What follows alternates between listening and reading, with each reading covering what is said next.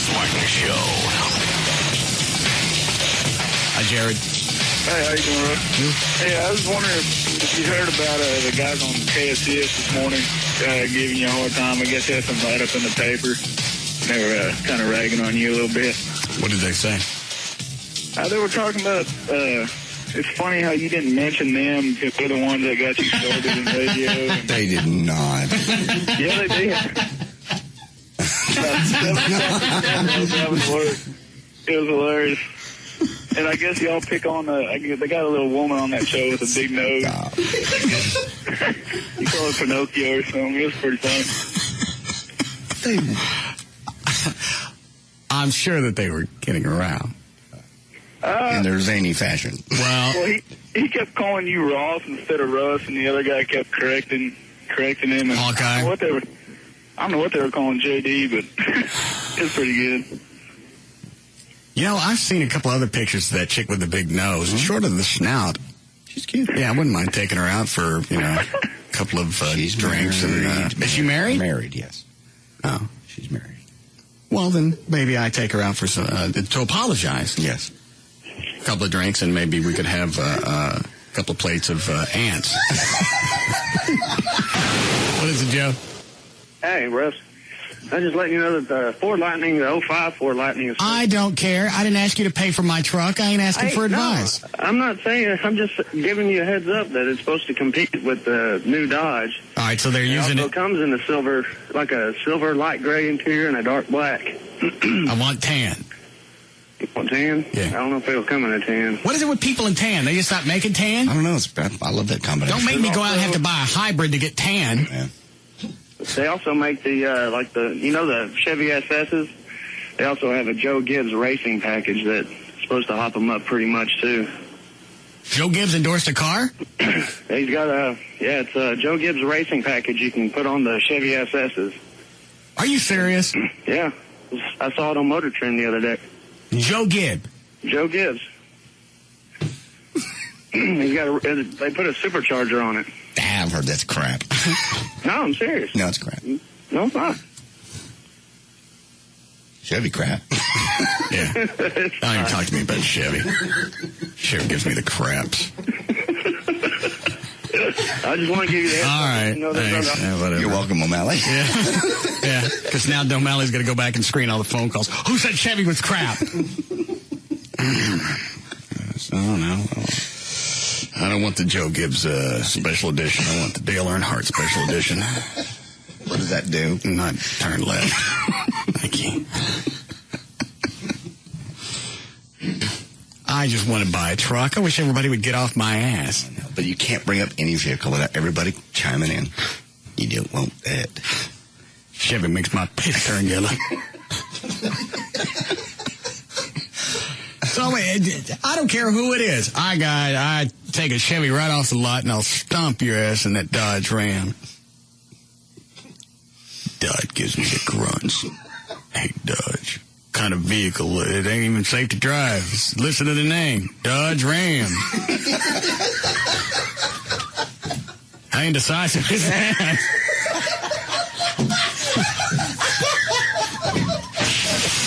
Quite normal. No, it's quite normal. No, it's not. If it were normal, self-pleasure. Well, we just 4 out of 5 people in this studio find it odd. It's self-pleasure. It's still odd. Well, you're making love to yourself. So why not the candles and the music? I'm not talking to my foot. I'm not seducing it. I'm not giving it wine. I have no idea. And why is it you look at your feet and decide that you must suck them? It's extremely erotic, and there's more nerve endings in your foot than on your crank. Why wouldn't you pleasure yourself? Because I can't finish by doing stuff to my feet. I can do stuff by doing stuff to my basics. I understand. It's just like... And the other thing is, I think you pick up this habit while your family's in the other part of the house? Well, I do a lot of things behind closed doors that I don't want my family to see. But as a father, didn't that just kind of weak you out that you're sitting in the bathtub knowing that your family's in the rest of the house and you're sucking your own feet? No. No. That's just weird. Absolutely no different than pleasuring yourself some other way. No different at all. And if you ever did it, I think you'd find it quite pleasurable. Line 9. Yeah.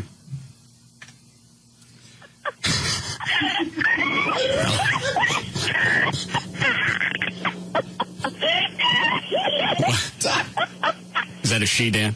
Yes. What's she laughing at? JD sucking his toes.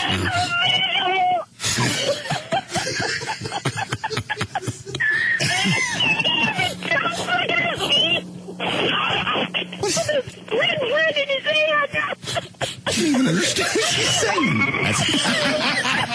The Russ Martin Show.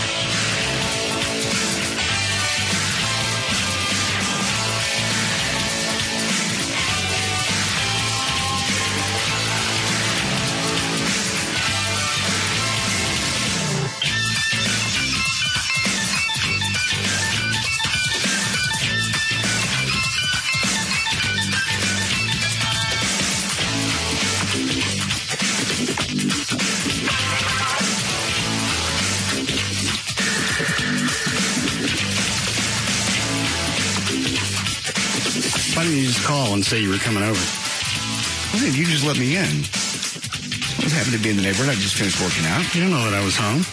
You were home. All your cars were there. Where would you be? I took the Torino out over the weekend. But you know I came by. I got house cams. I just don't know why you would let me in. Because I didn't call ahead? You don't know that I was home. You were home. Did you check the motor court? I looked up, so I didn't see the Torino.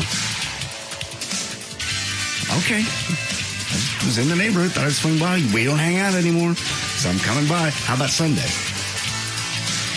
This Sunday? Yeah. No. Or this past Sunday? Yesterday. What about it? I came by again. At what time? Because I could have been gone. 3:30. Yeah. No. If you don't want to hang out, just say I don't want to hang out. I don't didn't say know I want to you hang were... out and then not come to the door. You said to me before, because I brought some people by. All right, hold on a second. Has someone floated a quite delicious air biscuit? I don't smell it. No. Because it's all over me. Where's the raid? Or the whatever. Nobody else smells that? I don't smell it, no.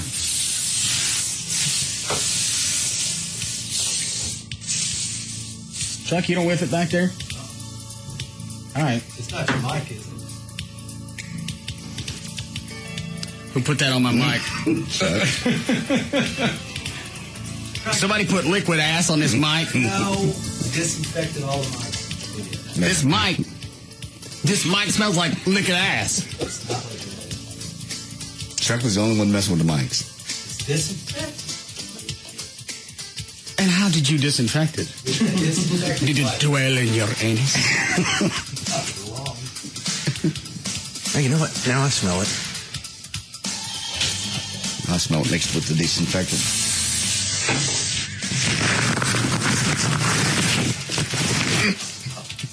What? Nothing.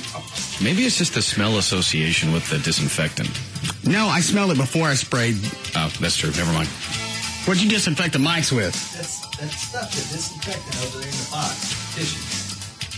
Somebody rubbed liquid ass on this mic. That's good. Sure. That could have been over the weekend. I scrubbed the studio Saturday. No, the studio was open for band practice. This smells more like solid ass.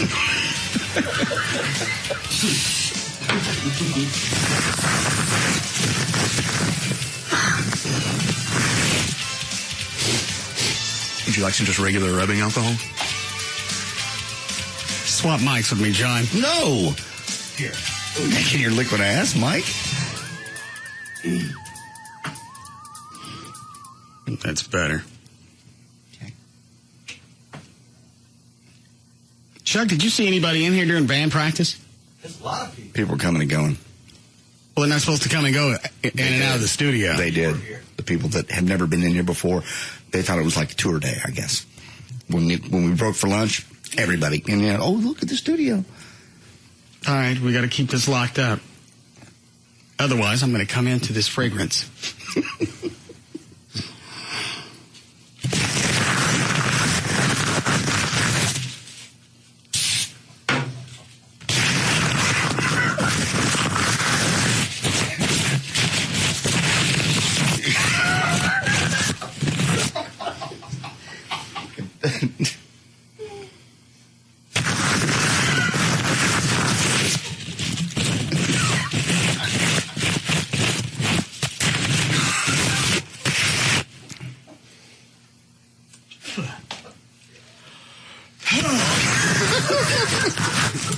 Stop.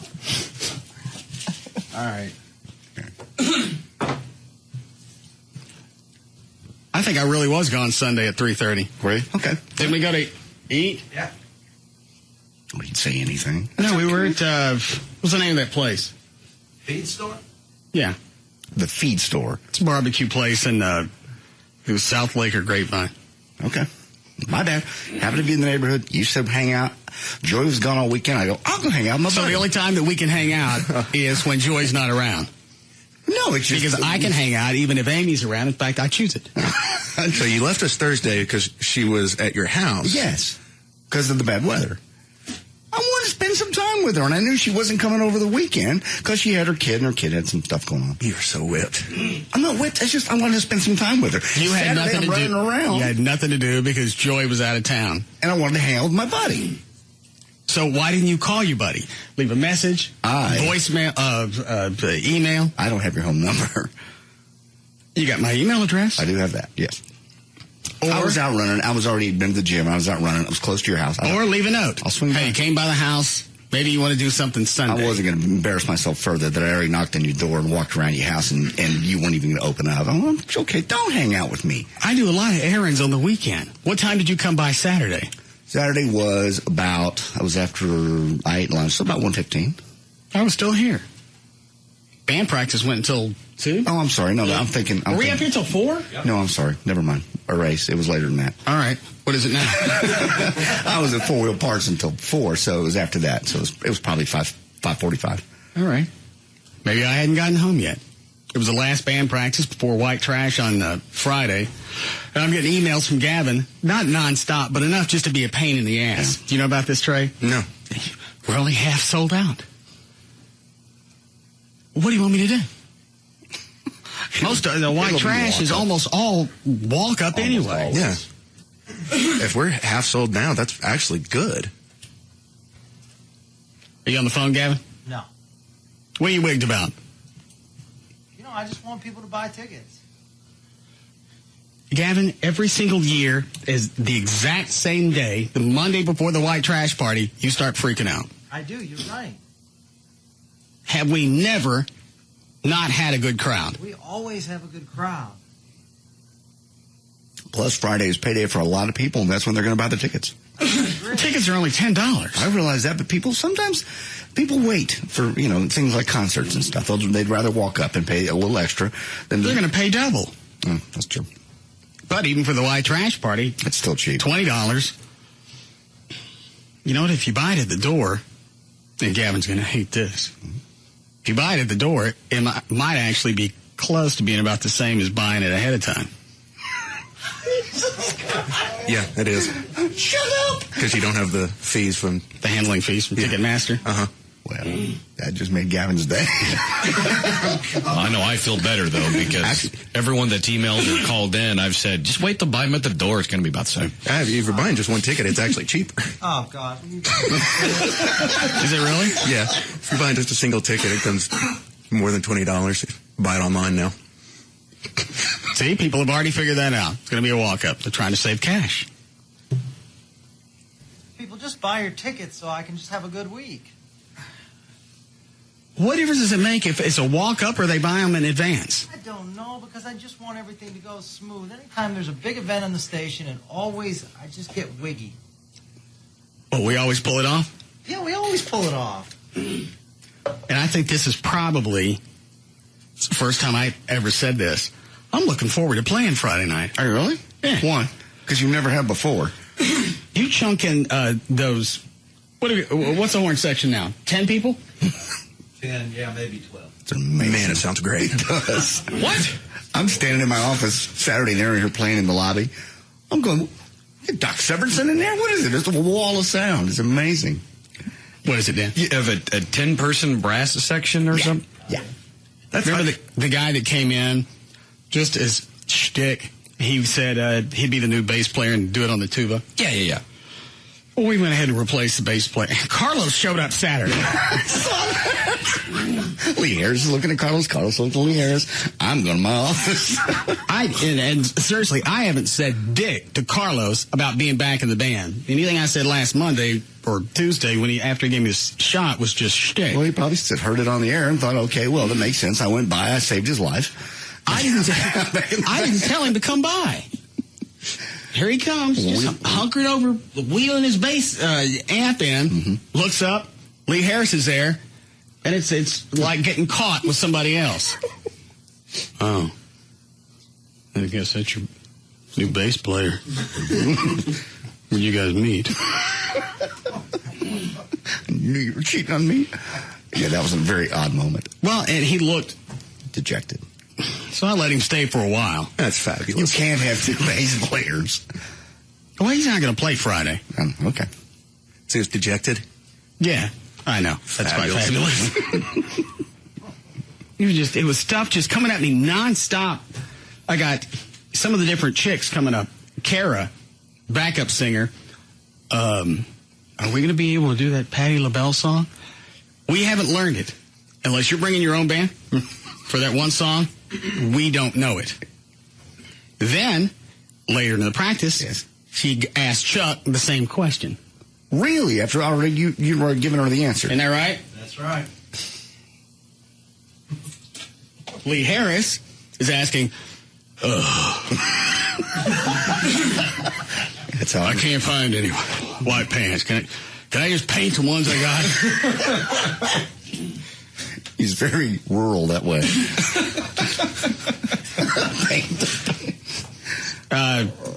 Who's the one with the big cans? I call her Skylab. What's her real name? That'll work. All right. She's trying to sync up everything all the chicks are going to wear Friday night, and she wants to wear something that's see-through. No. Yes. See-through off like from neck down? Like or some just kind top? of, the band comes out, when we start, we're all in black. Yeah. She wants to wear some type of black mesh top with nothing on underneath. I want there you go. Show them. God bless you. And then Kara and Summer, the other backup chick, they don't want to expose their neeps. Dan, do you mind wearing black mesh? Yeah, I do. I'd prefer not to. Thank you, though. We are going to set up a booth for Dan. Okay.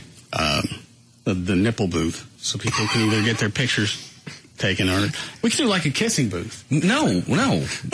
Yes. Pay homage. I like the kissing booth. Yeah. So how much? $5? A nip. Shut up. It's raising money for the foundation. Yeah. If it wigs you out, we can just put up a wall and cut 2 holes out, and you can stick your nipples up there. Chloe, give me a tape measure. I'm going to have to measure Dan's nipples. And there'll be no need for that. No. We have to, know how far apart they are and how big they are. A nipple glory hole? Well, that way Dan doesn't wig out. If it's a guy, he doesn't know, and if it's a chick. Either way. You can just imagine everyone owns a hot chick. This adds to the whole carnival thing. This is great. Yeah. A buck a suck. Do what? A buck a suck. What do you say? A buck, a suck. Oh. Dan's nipples are worth more than that. Oh, yeah, Dan's nipples. Oh, sorry. Not my nipples. My nipples are too small. Yeah. I haven't thought about getting them pierced, but they're too small. Big are your nipples, Dan? I'm not telling you. Well, we'll see. Well, we'll see him Friday. You're going to... In the booth. No. Well, we're going to cut holes in there. They may be too big or too small. Right. I want them to be able to see all of your nipples. There will be no need. How far are they apart? But Stop it. 8 inches? Quit sizing me up. Do you have a tape measure? Yeah, I do in my bag. In the office. Yeah, go get it. Okay. Dan looks so disgusted and angry. What do you just cross your arms and snort at me?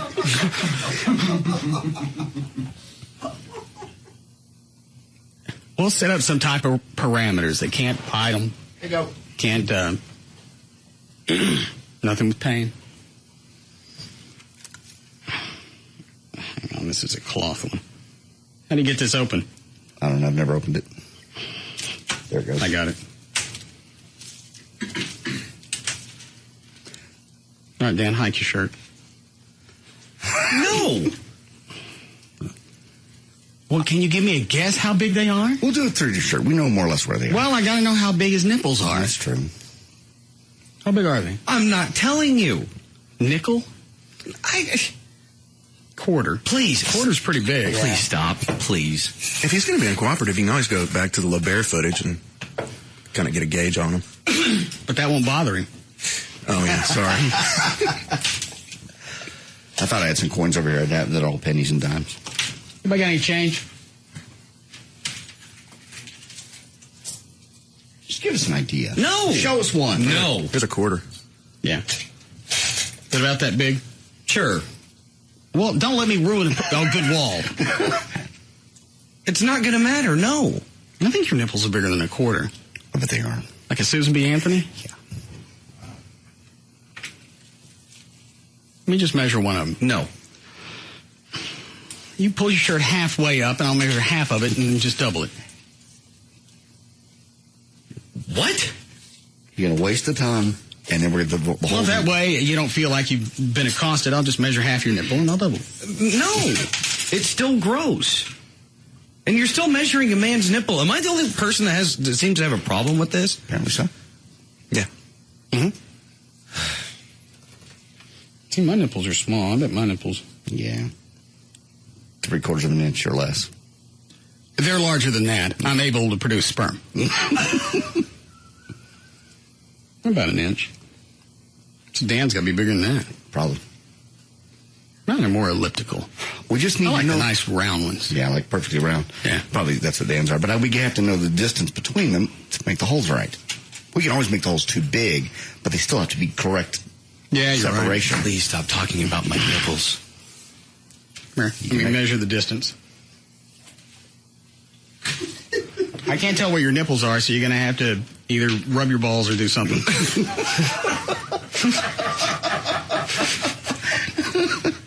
It's another one of those days. Yeah. We should leave right now because we're way ahead. Rub your nipples so they'll stick to your shirt. Like this. I really don't want to do this. Look. Yeah, just... And I don't want to watch the two of you doing that. Mine are already pointy. Yeah. Like two little Klansmen under your shirt. See? I like this. All right. Well, this is beginning to ook me now. Quit pinching your nipples. It kind of feels good. It's making me hot. Yeah. Oh, making me nauseous. See how far apart mine are. Yeah, we could do yours as an average and mine as an average, and then we'll more or less be close to Dan. Mine are about 10 inches apart. Okay. Do you think yours are 10 inches apart, Dan? I don't know. I've never measured them. I've never had the desire to measure them. Tracy, how far yours are? Well, if we don't know the distance between your nipples, we're going to have to make it like a long peephole so they both fit in.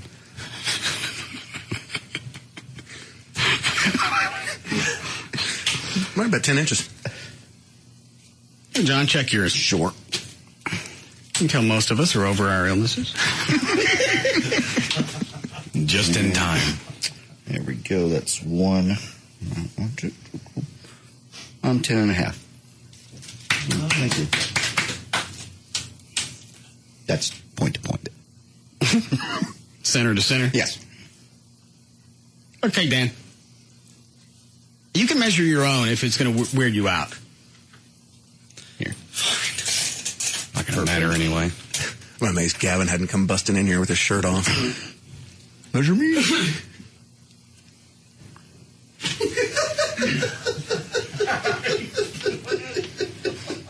It's about 10. Okay. All right. I wonder if that's the average for average-sized male. Sounds like it. Should we do Chuck to see if they get further apart as you get older? Yeah. Here, Dan, measure Chuck's nipples. Oh, no, please.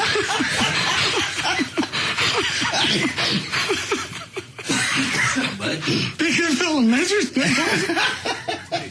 I'm not measuring the old man's nips. Well, give him the tape measure then. That means a homophobic. Every time you turn around, Dan is just shooting daggers in your back. I'm not sure if today's weirder than Friday. We got an email about how weird Friday's show was. Well, hang on. The mystery of Chuck's nipples is eating at me. Okay, we need to wait. 11 inches. Yeah. See, they spread as you get older. Gavin, you coming in here or not? Yeah. That's something I never really thought about. I mean, you know. Yeah, the distance, the average Penis size is very dramatically. It seems like your nipple distance. People can go to Ticketmaster.com right now and buy tickets. They're just $10. There you go. Take your shirt off. Just measure your nipples. Turn this into some queer fest. Okay. One to the other. Yeah. It's 10. You doing dead center? Yeah, I got it right here. Are his nipples lopsided? No, well, Yeah, the right ones. I'm grabbing my nipples right here. And I got the tape. I think you're right. They're lopsided. The tape is crooked. Pull your shirt up. My nipples aren't lopsided. Well, the tape was. Yeah, they are. They No, are. we're not. My nipples are perfect. No, Look, the they're right one small and they're pink. No, but that. lower. Yeah. Perfect. Look, healthy right there. But your right one's hanging a little bit lower. No, but there's nothing holding. We're going to start calling you Slope. No. It really Don't is. call me anything. These are perfect. Well, they may be Individually they are. perfect in size, but you got one that's you got a droopy nip. I do not. Both mine. No, look, pecs, nice, tight, nipples, pink, healthy. You got a crazy-eyed nipple. I do not. Quit it. I don't have a crazy-eyed nipple. Well, now it looks a little bit higher. Yeah. It's a floaty nipple. I can't even. Well, it's probably because if I go like this with my shoulders, look, if I'm straight up and down, No. nipples, perfect. The right one's still askew. No, Yeah, you got a lazy nipple. I do not. My nipples are fine. You should have surgery for that. No, Has they're anybody else fine. ever pointed that out in bed? No, they're perfect. That would dry me up. I get a lot of compliments on my nipples in bed. Nice nipples. Dan's gonna puke.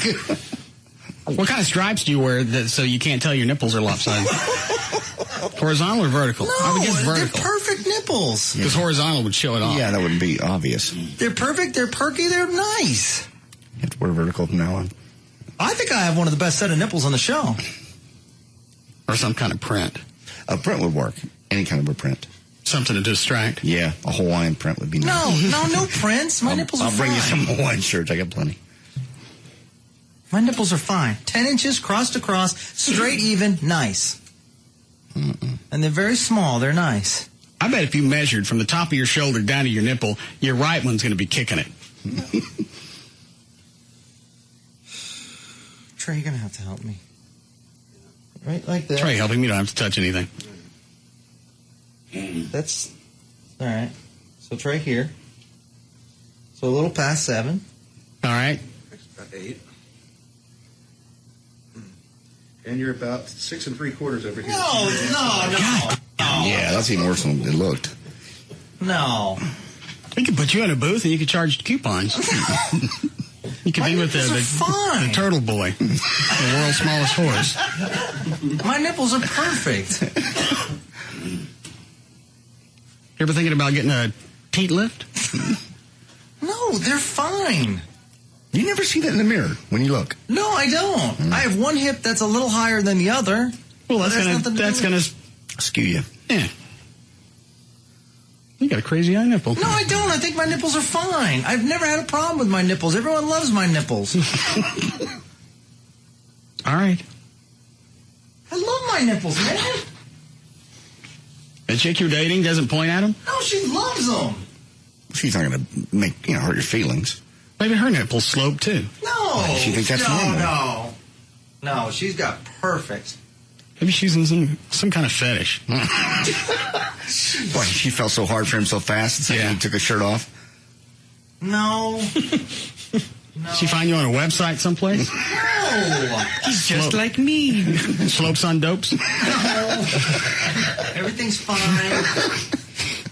Perfect nipples. Do we need a break? Yeah. Which one of those, Ryan? What does Big Stacy want? Mike, click, snap. He said he's not performing at the white trash party, but he wouldn't tell me why.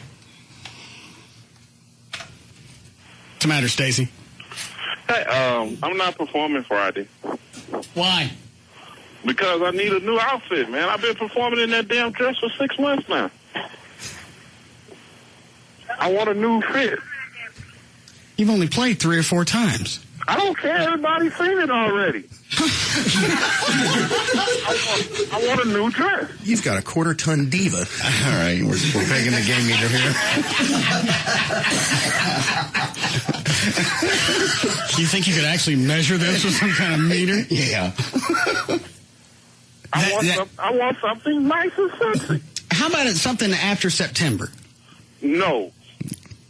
I want it for the white trash party. We don't have time to this Gola May dress we had made for you. We had to have that custom. We don't have time to go out and have somebody make another one in 3 or 4 days. I already found the outfit. I just need to be reimbursed. What did you find? I got a nice little mini skirt that comes up about my butt cheek and a halter top. Oh, Jesus Christ. How much is that? $50. Yeah, okay. And some heels. How much for the heels? Those are $50 alone. They had to be reinforced. It's $100 total. You're not going to hit me later for some handbag. Can I have a feather boa too? Feather boa? Yeah. $5.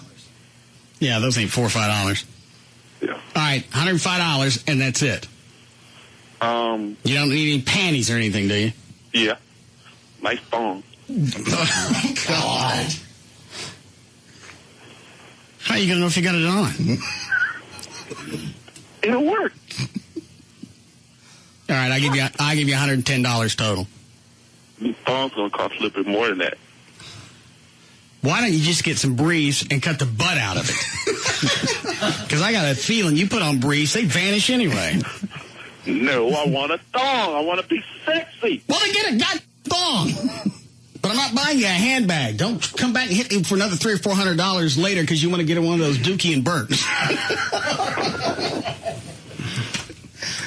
don't believe it's Dookie and Burks. Is that what it is? Dooney. Yeah. Well, the knockoffs maybe the Dookie. And we do need a break? Yes. God. Yeah.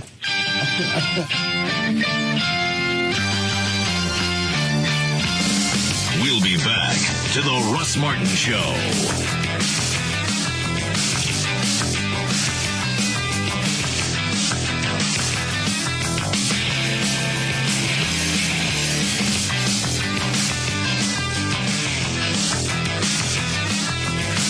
Did you pick this bumper because of Gavin's nipples?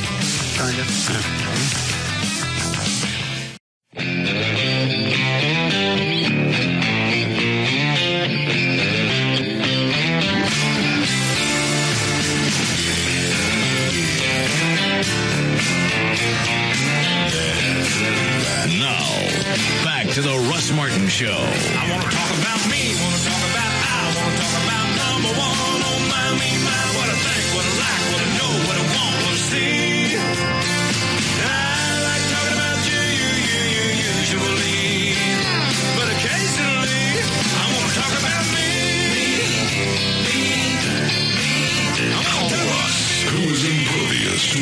surrounds him.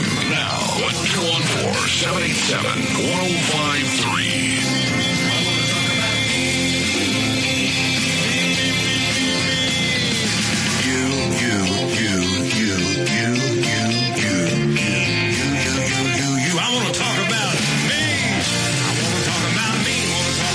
Embarrassing to leave a note that you came by the house. Just because I knew you were inside looking at me on the cameras and you were going to knock on them. Go open the door. Okay, fine. I take most of your buddy Saturday and Sunday to catch up from the week, especially the past week and a half because I've been sick. You're so narcissistic. It's not narcissistic. When you were there, admit it. Just say you were there and you didn't want to come to the door. I can go along with a bit and say I was there. I don't think I was. I could have been in the backyard. I could have been in the garage. I could have been gone in the Torino. I could have been gone in the Charger. You weren't in the backyard. I looked over the back fence. You can't see the entire backyard from one side of the fence. I looked through there. If you were back there, you'd be mowing. You'd be making some noise. I ain't mowing ever again. Why? And not with these allergies. Oh, that I understand. As sick as everybody got last week. Oh, my God. So why are you looking over my fence? I wanted to see if you were home and you're blowing me off. It's like you say, I want to hang out. I used to be able to just drop by. You were home. You never go anywhere or do anything. I'll call next time. A phone call. I will call next time. You got my cell. I have the cell, and where's your cell normally left? In the truck.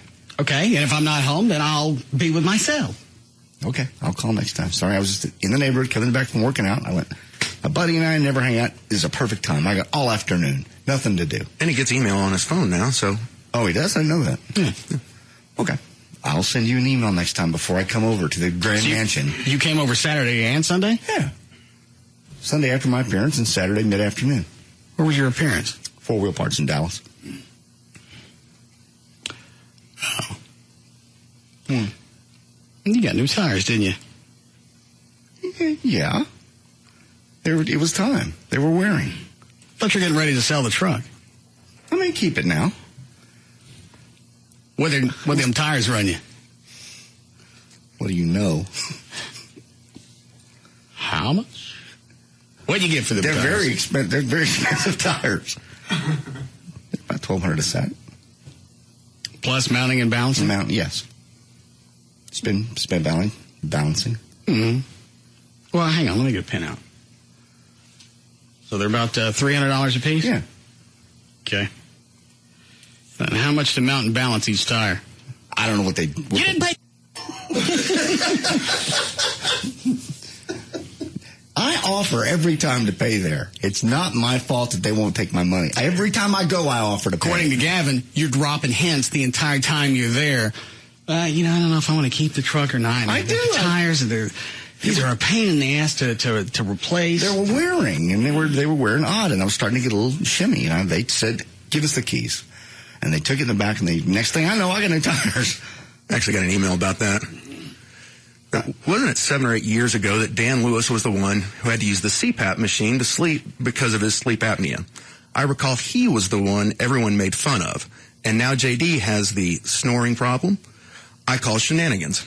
He's such a plug whore. Please get him a sex change operation spot. I'd love to hear that one. Because I know he'd actually consider the gig. How does that go along with free tires? That he'll plug anything? I'm the one that brought it up. Oh, sorry. You will, though. I've worked with the guys for 4 Wheel Parts forever. They're really good. Excellent. I think you got 2 more tires to pay for. They have 2 locations. One in Coppell, one in Dallas. Okay. That's all. That's it. One last tire. And they're going to be at NASCAR with us in the big race.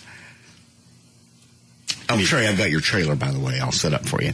Well, hang on. Hold on with the trailer thing. You need to pay for mounting and balancing? Yeah, it's the number 4 and then wheelparts.com. All right. You will. You'll take cash from anybody. What is it again? No paperwork on this, no nothing from JD.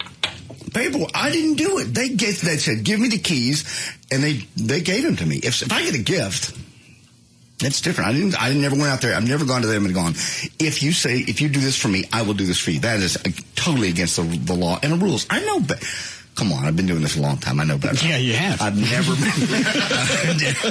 You know all the ins and the outs. No, I don't know. There's no ins and outs. Jim out there just takes care of me. That's all. What kind of paperwork, Gavin? Trade paperwork saying that he's going to do the appearance, and in lieu of getting a talent fee, he's going to receive tires. Did you not get paid? No, I didn't get paid. Why'd you go out there for free? Theoretically. They do a lot of things for me. Jim called me and said, would you come out and do an appearance? And I said, sure. Whatever day is good for you. That's all. That sounds a little squirrely. They do a lot of things for me. That's all. Did he ask you for 4-wheel, or did sales ask you for free appearance? It came both directions. Gavin, why are they asking people on the show for free appearances? I don't know about that. Your mic's on. You can talk through that. I don't know about that. I just know that proper paperwork. JD, you do have a tendency to... I did nothing. All I said is the tires are wearing, and they said to give us the keys. And they take care of me. I didn't say give me tires. I would never say that. But you are. You'll plug anything. That's not true. You were doing foundation repair spots when you were still in an apartment. No, I had the house when I started that. All right. And he came out and he looked and I didn't need foundation repair. What, Dan? It was fire ant killer when he was living in the apartment. Oh, Jesus. Aren't we just memory masters? Yes, it was. You're right. Joy used the fire ant killer. That is correct. And now, you're a big fan of the CPAP machine. Mm-hmm. Until I found there was a better The snoring center comes along, and all of a sudden, you turn on the CPAP. I didn't turn on it. You just find there's a better, from time to time, there's a better solution. Absolutely what? Have you had the surgery done? Absolutely. I have not. Jagger has done it. I've been sick. I really have not been. So you went ahead and you went, all right, I did the research. I got that. Where did you get the research? I did all over the internet. The pillar procedure, you look it up. It's worldwide. It's common, very well known. What were you going to say, Gavin? And didn't the snoring people suggest that you have the surgery before endorsing the company? No, they didn't, actually. Did you just tell me, give me the cash, I'll read anything? I did not say that. I went and met with him. I met with the doctor. I spent 2 hours But you didn't have the surgery done. I haven't yet. I'm also talking to Larry North, who's had it done, Jagger, who's had it done. This is all after the fact. You've already sick.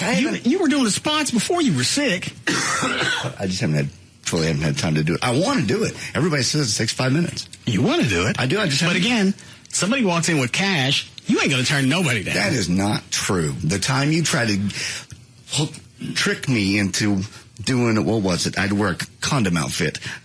Plug one of the condom brands. You had one of the sales chicks approach me. I said, I'm not wearing a condom outfit. I don't remember that. I turned it down. It was a couple of years ago. You turned it down? Yes. Wearing a condom outfit. That was shortly after I did the Captain Morgan outfit. Again. Captain Morgan's very cool. And I still have the outfit. Gavin, did that really happen with the snoring center? Yeah, it's just... I did not walk into you and say, I'll do anything, give me the cash. I never said that. I met with the doctor. Did they suggest that? We would prefer you have the surgery before you endorse the product? Absolutely, because if he uses the product and if he hears it firsthand, sees it firsthand, sleeping better, being better. Hold on, let me tell whoever in the hall. Shut up! I'm sorry, go ahead. Like, for instance, Jagger is also endorsing it. He had the procedure. He's a big fan of it. You think Jagger would like his to be a little fluffy? No. A nice, warm cover for your weenus. No. So I don't want to have the surgery. Just give me the cash. I'll read anything. I didn't say that. Whenever I met with them, I did some research. You didn't bring Larry North into this process until you found out a couple of weeks into doing the spots, because Larry just brought it up on the air. I met with and now you mentioned in the endorsement, like, Larry North has done it. I didn't now just take Jagger's done it. I went over and met with the doctor for several hours in his office over in Dallas. I said, we talked. He looked at my throat. He said, you're a perfect candidate for this. I said, perfect. Let me go home, do a little more research. I did, and then I accepted it. And it comes from the guy who's doing it. Well, of course. It's the doctor that does it. He's the only guy. Exactly. Okay. It's like if I originally, when I met with D&M, if I didn't trust him, I could have just, or if I trusted him, give me the cash. I don't want to meet with him. I trust these guys, and a lot of people have had this done. It's very successful. Oh, it is successful. It's just the fact that you took the cash before you found out it was successful. No, I did. I most certainly did not. Gavin? I had the meeting You first. know what? Actually, JD, you are lucky because you happen to put yourself with a couple of good companies, but there is going to be that company where you say, give me the cash, and it's going to fail. Do that. I would never do that. Ever. Look what happened with Dan Lewis with Body Solutions. Ooh. He was taking in, I think he was doing three spots a day. 3 a day. He was making more with Body Solutions and the endorsements than he was from his salary. Right.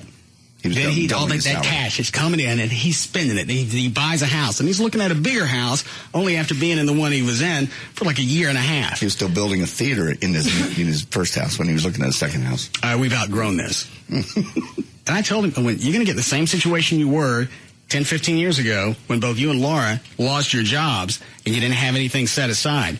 You got all this money coming in from Body Solutions. Why don't you just stick it someplace? Laura wants a bigger house. All right. Well, you better hope you can figure out how to pay for it after the FTC comes along. Wasn't that the ones that shut down Body Solutions? Yes. Sued him. Yeah, you, Russ, wouldn't even do spots for Rodney until you had used them. Yeah. The only reason I'm doing spots for the Frankels is a Fort Worth cop who's been going through this thing with the insurance company, and he finally decided to use the Frankels, gave me the story, and went, okay, I guess you can't handle it on your own anymore.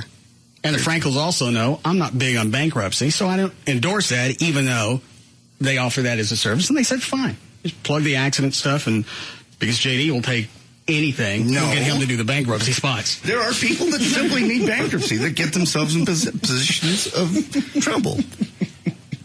I even considered it myself at one point. I was very close. But you didn't take advantage of it, even though you could have. You decided that it's going to be better for me to pay these things off. But I can see how people would get themselves in a situation where bankruptcy is necessary. Well, yours was a medical condition, and there are a lot of things that you can't foresee. I was close. It's the people who just overbuy.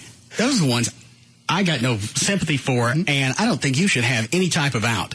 You bought too much crap, start selling it. Well, and sell stuff that you didn't even buy with a credit card just so you can pay this other stuff off. Problem is you can't, as a government, they can't go in and go, okay, you didn't, you bought all this crap and you over here, you were just sick. They don't do that. If you file, you file. If you fall, and they've made it harder now for people to file. So I would hope that you go to court and you'd have to have some valid reason why you're filing for bankruptcy. No, you don't.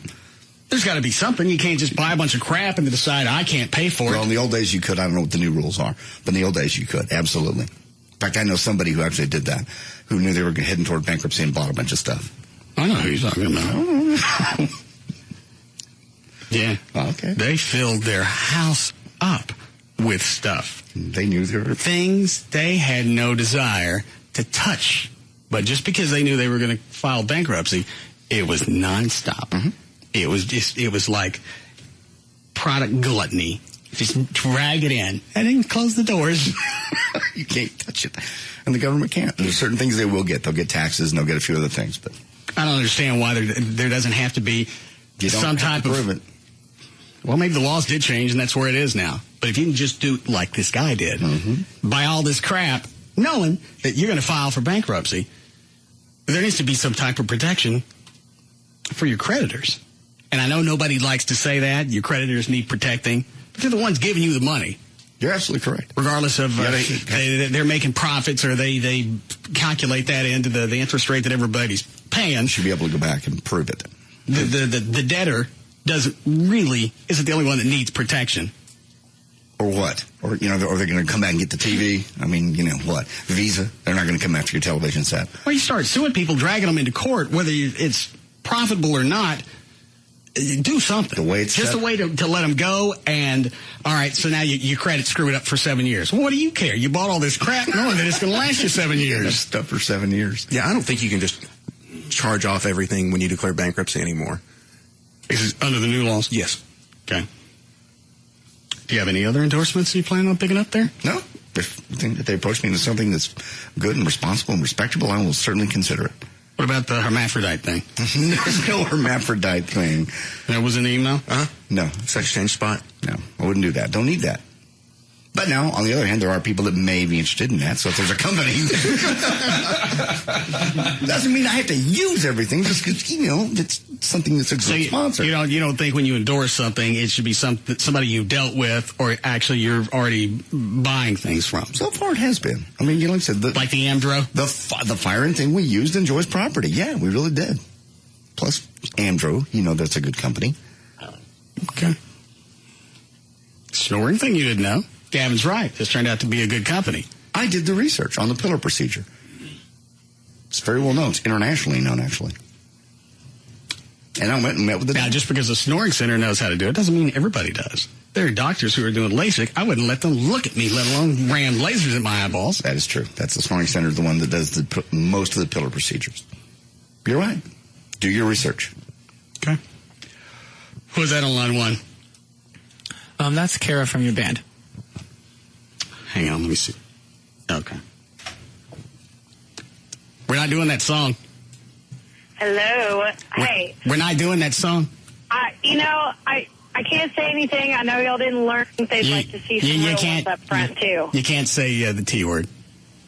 Oh, boobs. Boobs, you can say. Boobs? Now you got to start the sentence over because I had to hit the delay. Okay, so I think Big Stacy's boobs are huge and they're great in the Golda Meir dress, but I think they'd like to see some real ones up front. So you want to show yours too? No, not in a clear shirt, but I have seen Shiloh's, so I do think that you should allow her to do that. Well, all of you guys are supposed to match, so all you have to wear, if she's going to wear the black mesh with nothing underneath it, you and Summer are going to have to do the same thing. Well, so are we allowed to wear black mesh with maybe bras underneath? No, because Skylab wants to show her boobs. Just straight boobs? Yes. What if just during her song she just comes up and sings completely and utterly topless? No, because Nokia probably has some type of license they'd like to covet. They can't do that? Well, mesh see-through. And why do you keep going around everybody in the band asking if we're going to do that Patti LaBelle song? I told you weeks ago we didn't know it. Well, you asked me to learn it. I learned it. I'm just making sure. I didn't ask you to learn it. I said if you liked it. I didn't liking it doesn't mean go learn it. Well, I don't want to be unfair because I don't want to be kicked out like Carlos. And which one of you, I can't remember if it's you, Skylab, or Summer, which one of you keeps coming up with Chain of Fools? Well, I sang that, but Shiloh keeps bringing it back up, and so does Bono because I've gone and sang that with them before, too. I hate that song. I know you do. I knew that from that first day I met you. Well, why do you guys keep saying, because during breaks, you'll hear them in the back going through that, thinking, oh, well, he'll hear it, and he'll realize how cool of a party song this is. That's a song to eat to. Through most of it. Through most of the practice, I keep my mouth shut. No, you didn't, because I heard you doing the Patti LaBelle stuff over in the corner. Hey, I can sing to myself. I don't know this. We don't know it. I know you don't know it. Unless you're going to bring your own band in to play behind you, we don't know it. Yeah, I don't think. Now, you going to show your cans Friday night or not? Yeah, I don't know. If I got to see something else from somebody else if they want to see mine. All right, and do me a favor. If you and Skylar are going to make out, do it after band practice. You got to go. When was this? They just buddy up in the corner on the couch. Oh, okay. I don't know specifically if they're making out, but it's distracting, and it's hard for me to stay hard. I got you. Somebody said, is there a video up on your website? They said they saw the video of the wake-in on your website for the White Trash Party. It looks like you're having a better time playing the guitar than at the party last year. You just stood there and stared at your fingers. Is my buddy a rock god now? And what time did the doors open on Friday at Nokia? Oh, what time they open? I didn't realize anybody was paying attention to me. Oh, my God. It's your band. Why wouldn't they pay attention to you? Because we've got, at that time, last year, we had another 10, 12 people on stage. Now, we're going to have probably 25 people on stage. I know. So why focus on me? Plus, I'm playing. I got to look at my fingers because that's what I'm playing with. But you're more comfortable playing now, obviously. Different songs that are easy power chords. I see you during rehearsal. You look more comfortable. You used to stare at your fingers and do that gay little. Don't make fun of my strumming. It was the fingers out. It was the fingers out, pinky out, and the real awkward little flip that you used to do. And now you've quit doing that. Now it's more of a strum. It's more of a rock. I got wound up the first year we did it. I know. I'm just saying, you want us to tell you when things look odd, like in the 80s when your hair looked weird. Now you're mad at us for not telling you that. We're telling you now that looked gay. Why is it you don't just wait 20 years and tell me then, like you did when I was wearing the Punjabi pants? Well, first of all, that was the 80s, and not everybody, but some people were wearing Punjabi pants. It's a specific little flip of the I got wrist. rid of it. I only knew one song, and I got excited. I know. You did very good. But you look more comfortable now. Well, part of that was Club. Club says you got to look up from time to time. Even if you turn your guitar off and act like you're playing, you got to make it look like you're actually enjoying the event. Because if you don't look like you're enjoying it, then they said the crowd vibes off of you. Yeah, 3,000 or 4,000 people are going to just start pissing on the floor because I can't play. Well, but they do understand whether we're having fun or not, which we are. But it's something we don't do every day. All right. According to Ticketmaster's website for the White Trash Party on Friday, they have 7 p.m. listed as the time, so I'm assuming that's when the doors must be. Is that right, Gavin? Doors at 6. Okay. So the event starts at 7, doors at 6. Right, exactly. All right. Who goes on first? That would be the cannon guy. Lucas Martin. Oh, the guys that gave us the cannon, and I told them they could play in the concert. Right, Lucas Martin. Actually, really good. Is there anybody else in between? Yeah, Passing Strangers. Who is that? That's a great cover band. I think I know the name, but I don't know why. Yeah, they played our Christmas party the last couple of years. You got along well with them. That the one at the Hard Rock? Yeah. Yeah, I like them. Yeah, they're really a great sounding cover band. Did they play this year's Christmas? Yeah, they did. Yeah, they're very good. All right. Yeah. So we go on what time? Because I know there's a cutoff time at Nokia, and if we say we're going to be on at a certain time, we got to hit that or a little earlier. We are absolutely 100% on at 9, hopefully earlier. And the reason we open the doors early is so people can enjoy the carnival activities in front. So. What all is Outrageous Adventures bringing out? Outrageous Events, they're great. They're bringing out Test of Strength, I guess is the best way to describe it. Is that the same one we used on David Henry? No, it's basically with the hammer and you hit the bell and it goes up. That was so funny. All right, so you have that one? We have that. We actually have a hunting simulator game, which is going to be a digital game that you can practice hunting. We also have a fishing simulator game. And then we're going to bring in, Outrageous Adventures is going to bring in a whole bunch of state fair games like, throw balls, hit the right thing, get prizes. All right. So it's going to be the Midway Carnival aspect. Like the White Trash Party was supposed to be 5-6 years ago, and we kind of got off track. Absolutely. We're going to take digital photos, white trash photos. We're also going to have airbrush tattoos that say White Trash Party. It's going to be real cool. All right. And Dan's booth with his nipples. The nipple booth. Have you ever seen David Henry's assistant?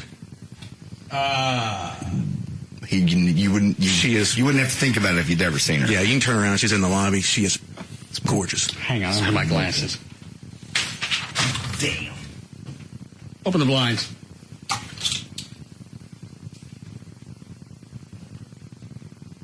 Beat on the glass, Dan. Don't break it. Thought it was stronger.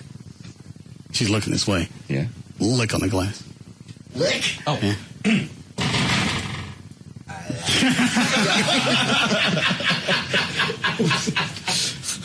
How long has he had her?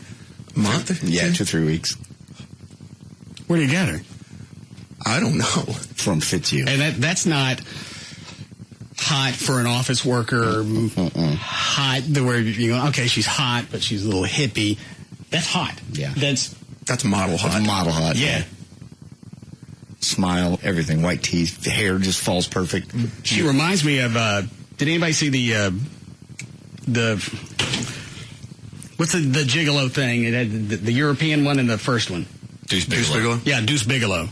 The blonde that played his girlfriend. In the European one? Or the first one? First one. Okay. Nobody saw that? No, I did not. That's who she looks like. I don't know the name of the actress. She has piercing blue eyes, too. How come I don't know her? Because she's in David Henry's office, and you don't ever go back there. But she's his assistant. Yes. I should know his assistant. You should. I mean, he's a general manager. If he's not going to be around, I have to find somebody else to interact with. What did you just hand me, Chloe? That's audio of David Henry being strong. We're doing the strength test.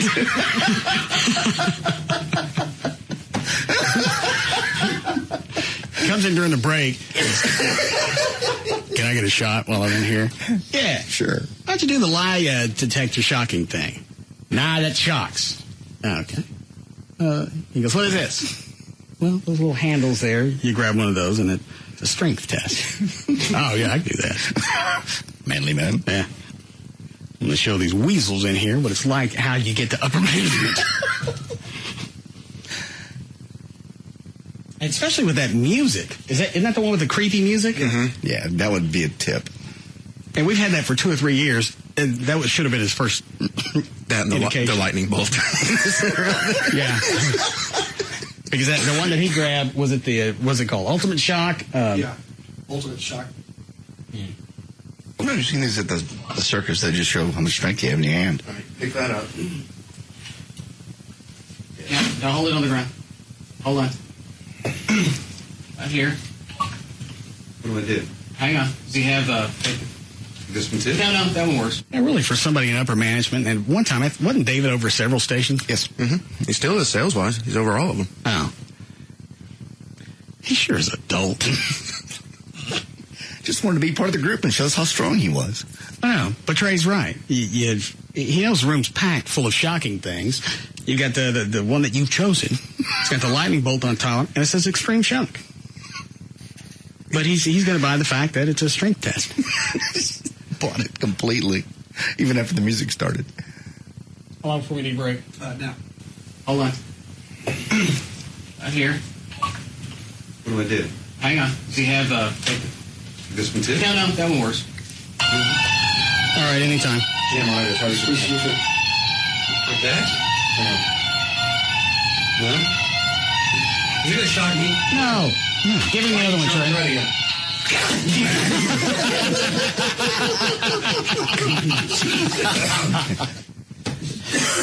And he asks? Yeah. 4 seconds before he gets zipped. Not going to shock me, is it? Nah. No? I just said freaky music. That's, should have been his clue. This one too? No, that one works. And he squeezed the hell out of this thing. All right, anytime. Jam on it. Like that? No? You got to hit him with that last jab. You're strong. Is it going to shock me? No. Give him the other one, Trey. Try it again.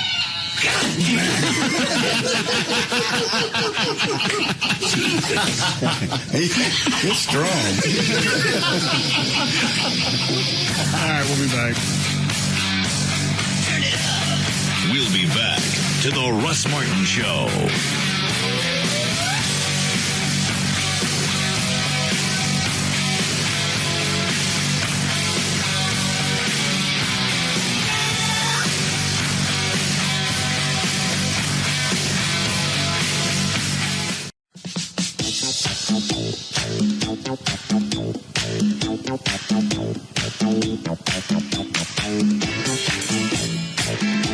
Now, back to the Russ Martin Show.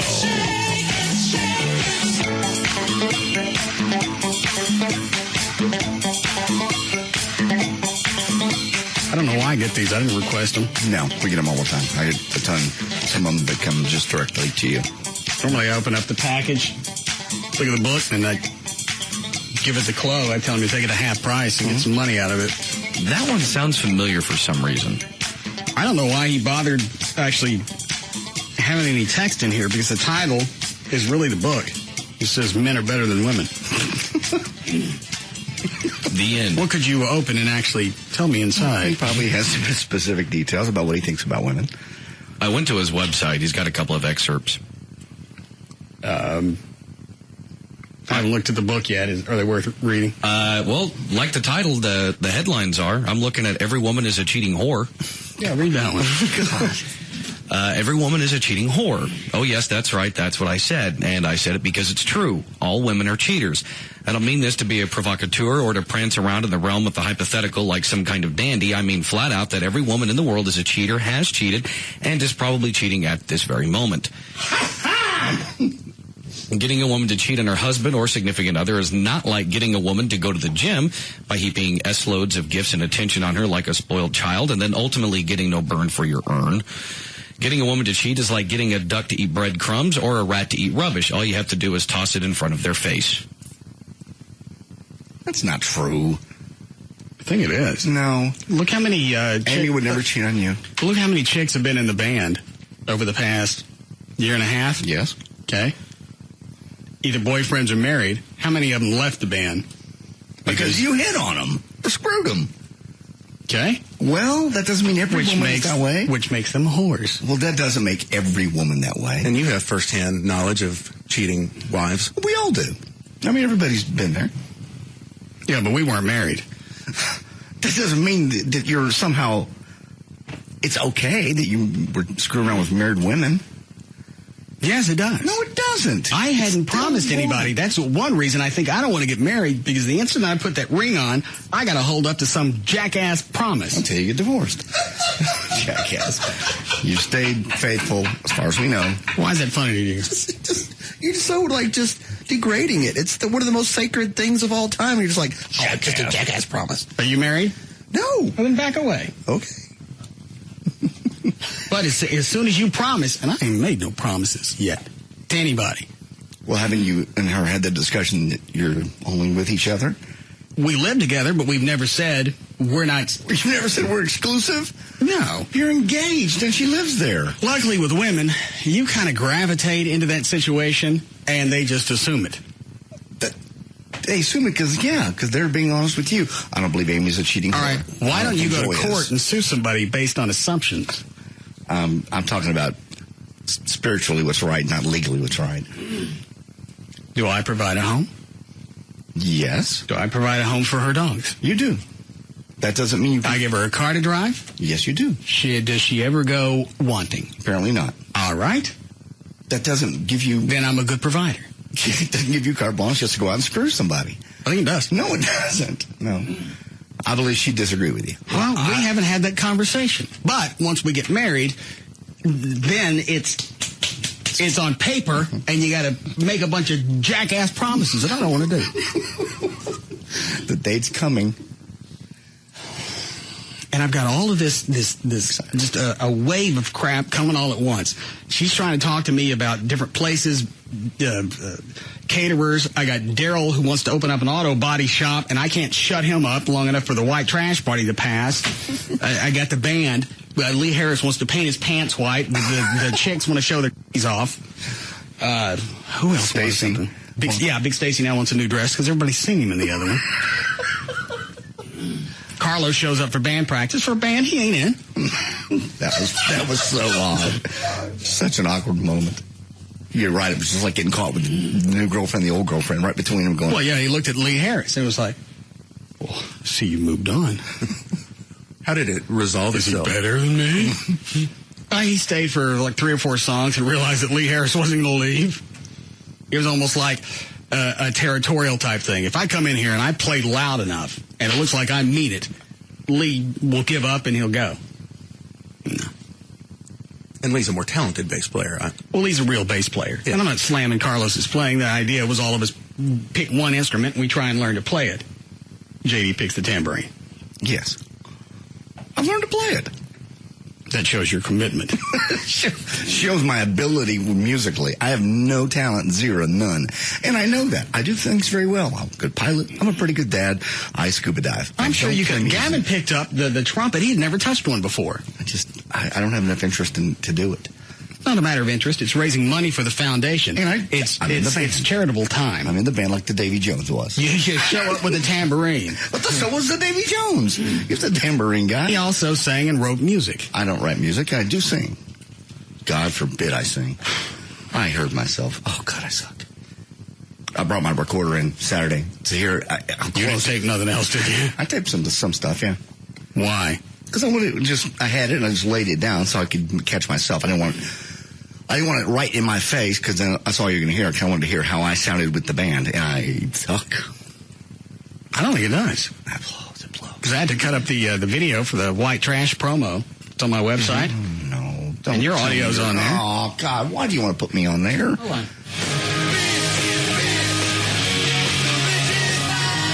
See? There's Everett. That's good. Even Gavin with the songs he has is on. It's not bad for internet audio. No, not at all. Ready? Eddie's awesome.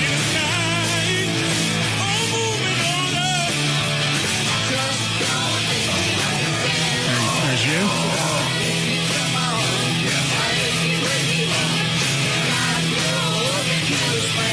Nothing wrong with that. Close. It's been close. Hello, it was on cue. Here comes Stacy. He owns that stage. Yeah. Chloe, who made that dress? Hold on.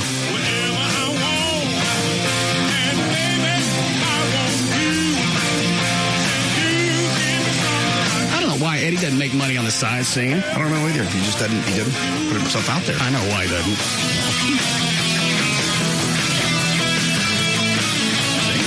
My solo. It's good.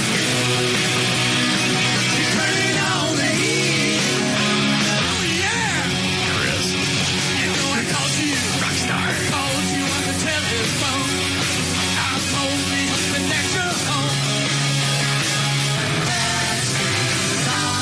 Every time Chris does that Poison song, and he gets to the, what is it? I called you? Mm-hmm. And I called you. He's got to do the hand thing up to his head. Even in rehearsal, I can hear him playing Rockstar in my office. Oh, yeah, Saturday. He's running up and down the lobby. Chris, there's no room for you to do that here. We get it. Save it for the stage. Chuck, you and Chris from VertBiz were in a band before, right? Well, he was the sound guy. Okay. Did he ever perform? No. Has he always been like, did he ever try and get in your band? No.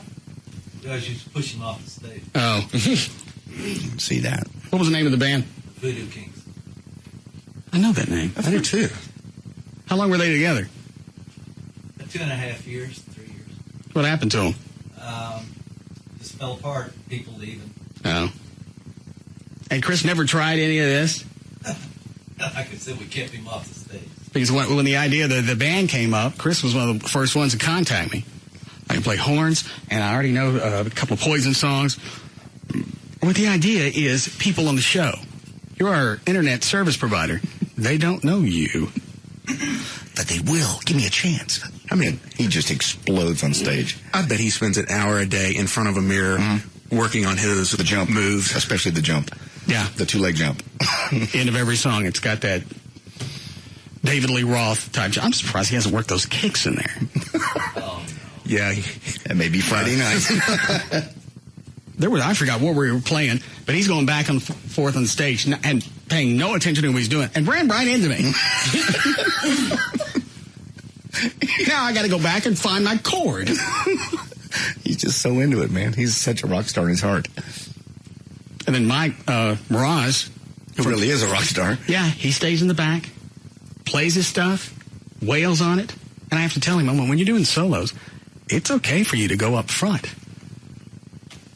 You're the lead guitarist. I don't have any problem. It's not short-selling me because I can't play. You're here to cover me. You might as well show off. I don't think he wants to show off in front of you, though. That kind of upstages your band. I don't have a problem with it. Well, you probably had to tell him that because he probably didn't know that. He still won't do it. You can go back and look at the video, and there he is, standing back in the dark like he's ashamed to be there. Mike was actually that way the first White Trash party that the band played. Because I tried telling him at one point, I think it was right after you did, Russ, at a practice, and I told him too. It's like, get out there and show off a little bit, man. He's like, no, it's Russ's show. It's weird to watch him when Back in Black plays. He's the Angus. Yeah. And he don't stand still. He's all over the place, yeah. And he comes with us, and all of a sudden, he turns into the Night of the Living Dead. Just wants to do his job and stay back. Now, if he and Stacy could just switch spots, because Stacy, if he don't got nothing to do, he's still out in the middle of the stage. Have you talked to him about that? I have the memo to go. Standing in front of everybody that's doing something, just standing there. Stacy wants to be in every song, and I appreciate the fact that you're doing Proud Mary and you wear the gold and May dress, but no stage we're ever going to play is going to be big enough for a size. I remember at Live 7, I looked over and he's next to Chuck singing. Yes. Yeah, you see him reaching over with his left hand trying to help Chuck play on the keyboards, and Chuck's slapping his big meaty black hand out of the way. Who is on hold? You have Summer and Travis both. From the band? Yes.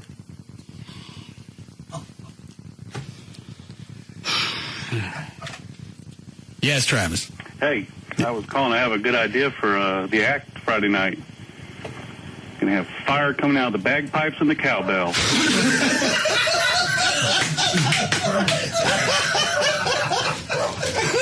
Is this going to be a special effect, or you just decided to torch everything? Yeah. I can even do the trombone too. How are you going to get flames to come out of the cowbell?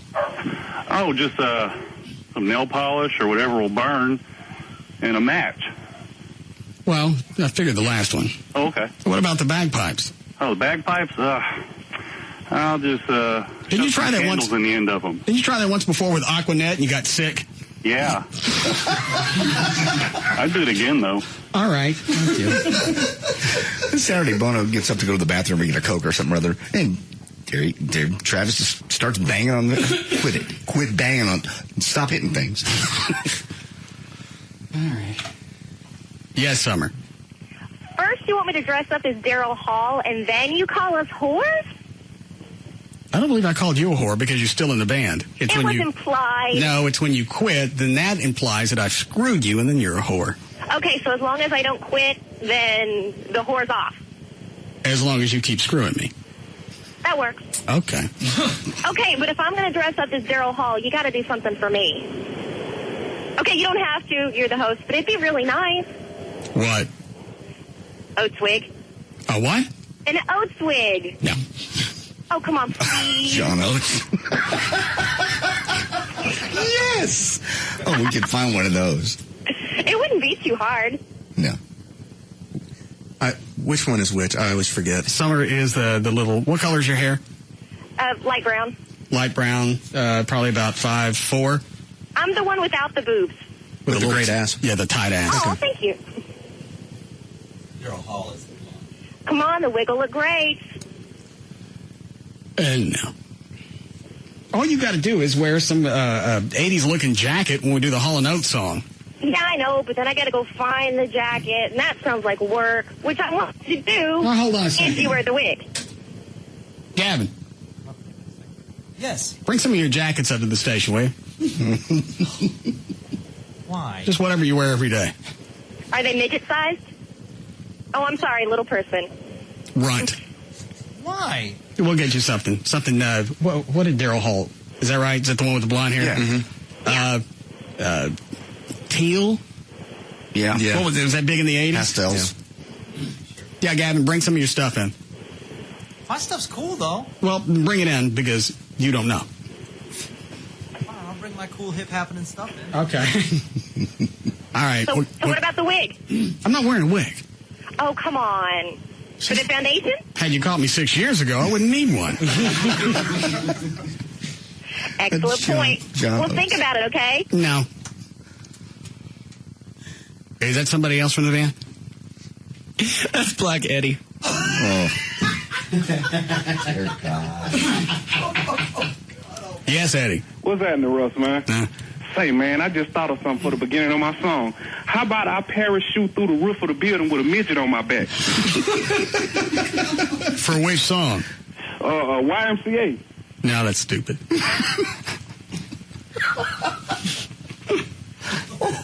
We can drop you down with some kind of harness. You ever hear of Owen Hart? No. How about a bungee cord? Yeah, you ever hear Owen Hart? I want a stage dive, man. Okay, well, we'll tell you where it ends. This is going to go on all week. Everybody has their ideas to make the show better. I can't. who's the lead horn guy? Jacob. He came over again Saturday. Can you take Gavin when he's on the horn and put him someplace else? Is he distracting them? Well, he said he's throwing off the other 10 players. The professional players. Do you know how off you got to be Knock off 10 to guys. throw off 10 horn players? Yeah. Ridiculous. What? That's ridiculous. Why would he say it? He doesn't have anything against you. I have no problem. I've been letting these pros go. I've been backing off. I've been just tooting when I need to toot. Man, Well, you tooting bad air. maybe they're out of tune and I'm in tune. No, they sound on. But like, all right, they sound good, but then when I come in, it's that full noise that's in effect. You know what? I haven't heard it because I'm on the other side of the lobby when we're practicing. All I can hear is the drums and my guitar. So you stand wherever you want. I think the horns sound great. The horns mostly sound fine. Well, I'm a part of the horns. Is there another horn we could get him to play? Yeah, we'll find one. Something not as loud. Yeah, give him a little plastic trumpet. No, I'm not playing one of those plastic beginner things. Kazoo. Yes. A nice kazoo. Kazoo? Yes. No. We'll add a song that has a kazoo in it. We'll do The Street by Ray Stevens. Doesn't that have a kazoo in it? It can certainly be added if it doesn't. There. You're back in the band. What about those things? You see horn play, like, it muffles the sound. It looks like a plunger on the end of them. We tried shoving gym socks in his horn, and it didn't do any good. Well, he found them. It was funny the first time that we shoved the sock in there. Gavin goes to start, and he looked like roadkill had been hit, and you know how their eyes jack out.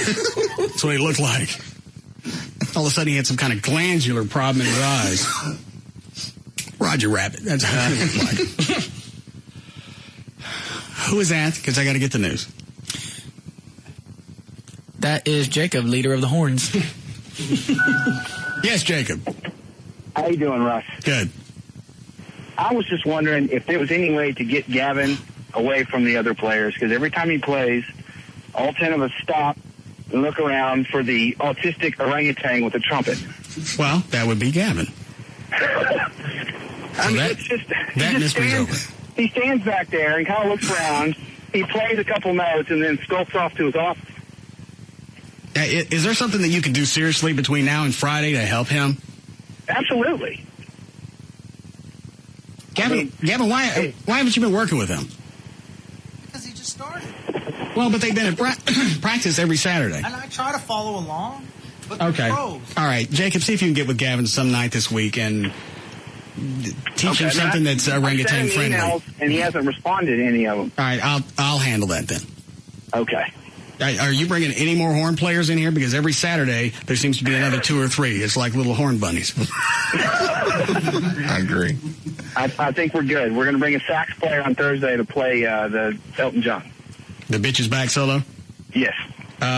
Who's that hot brunette? Oh, it's a trombone player from UNT. Her name is Lauren. How'd you meet her? She taught some of my students over the summer last summer, and I called her up. I knew she was a listener, so I figured she'd do the show. Is she married?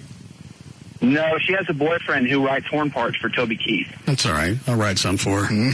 Well, you might have Big Stacy was doing a lot of video of her on Saturday. Video where? Oh, here? Yeah, he was taking video with his phone, and he was zooming in all over her. Okay. So he might have some good footage for you, or you might have to fight him. I'm not sure. All right. Thank you, sir. What's Stacy doing taking video with his phone at rehearsal? That's very Drewish. Yes. Yeah. That's what I was thinking. Well, he just broke up with his fiancée, so I guess he's taking video home and off to white women. I see. Didn't know he broke up. She lost the engagement ring. Lost it? That's what he said. Isn't that right? Yep. That's suspicious. At Why? best. You lose an engagement ring? And okay, well, first of all, if you really lost it, that's bad. Why would you break off an engagement over that? He broke it off. Okay. He was pissed off that she wasn't taking care of it, lost it. He's still paying on it. They're taking it out of his check every twice a month. I have no idea. So if you don't care enough about the ring. I guess there's something else into the story. He said he's dating somebody else now. He's very aggressive with women. I'll tell you, when we were in Jaguars that time, the women were all over him backstage. I don't know how he's getting normal-sized chicks. And they were hot, too. I mean, they really were. Well, the chicks at Jaguars, they're going to hang over anybody. That doesn't mean that they're going to take them back and blow them for $2. Does it? No, of course not. You're ridiculous. Where did it come from? I don't know. There's some topless place in town. Somebody said you can get blown for $2. No, I don't believe so. No, there's not. I'm sure it's not Jaguars. No, certainly not Jaguars. It's got to be more there. They're upscale. Yes, they are. Very nice women. Do you agree with me? This is going to cost more there. No, they're not going to do that there. No, I got an email from Amy. One of the guys that works in her office went to one of the other topless bars and came back and was reveling the fact that he got a job for $2. He goes, "This is like McDonald's. How could you possibly value me? You give them a $5 and they're making change." Again, how would that conversation go? You start off at $5? Yeah, you don't even know if it started at $2. Might have started at $5, and because a chick perhaps had some malady. It's Coupon Tuesday for $2. Well, every time the Cowboys score. Okay. Do we need a break? Yes. Oh, all right.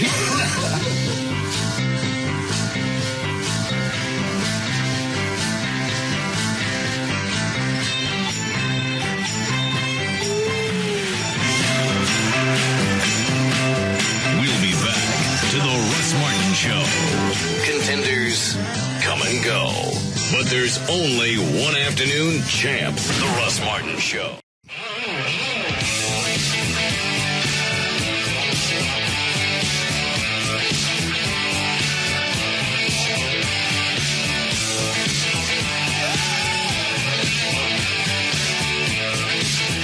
Now, back to the Russ Martin Show.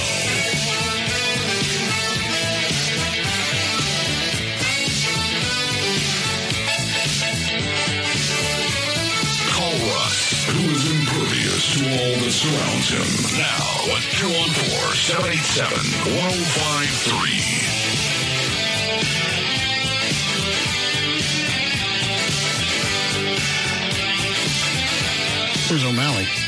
He's in the producer's booth. Why in there? Going to do traffic for you. Gail's out sick again. Oh. You going to try Jonathan Dodge? I can't do that. No, he can't. I heard him try earlier. It's just an old raspy voice. It sounded more like I sounded like Fat Albert. Yeah, that's what it was. Hey. Let me hear it. Go ahead. Okay. I'm Jonathan Dodge, live 105.3 Black Thunder. Convinced yet? Sounded pretty good at the beginning. You can always do car fire pretty good. It also hurts. Try car fire. Well, that I can do. Car fire! All right, go ahead. Okay. Well, in Dallas, Loop 12, Walton Walker, southbound to Jefferson. There is a crash blocking the two left lanes. Also in Dallas, I-30, the Tom Landry Freeway, eastbound ramp to Walton Walker Boulevard. To the northbound ramp, there is an accident. In Fort Worth, I-35, the North Freeway in both directions between 820 and I-30, just has stop-and-go traffic. And in Arlington, 360 northbound after Division, there is a disabled vehicle that is blocking the left lane. I'm Dan O'Malley on Live 105.3. Thanks, Dan. All right, 50 for the low side, then into the 70s tomorrow, into the 80s, almost 90s by Friday, they say. 60 degrees now on Live 105.3. All right. Nobody else from the band on the phone? Gavin, is there anything that you want? Yes. What do you want? I heard the other people. Can you give me any more gay songs? How many more would you like? Every song I sing is gay. We actually got a list of song. Somebody put out a list last week of the top 10 gayest songs ever. You can pick from those if you like. You haven't? Do you have the audio? Uh-huh. It's over here. Where? What is it, Ryan? Mike, your guitar player, is online too. I'm getting silly. Yes, Mr. Mirage? Hey, Russ. Hey, I got a great idea. What do you say we rent, what Back in Black has been doing? We've been renting these big Marshall stacks to put on the stage. So when we walk on the stage in Nokia, we have 2 full double stacks on each side of the stage. And I was looking at the stage plot, and there's plenty of room for my stacks, and then you can sit up right behind Chuck. Now, do we plug those in, or is that just for show?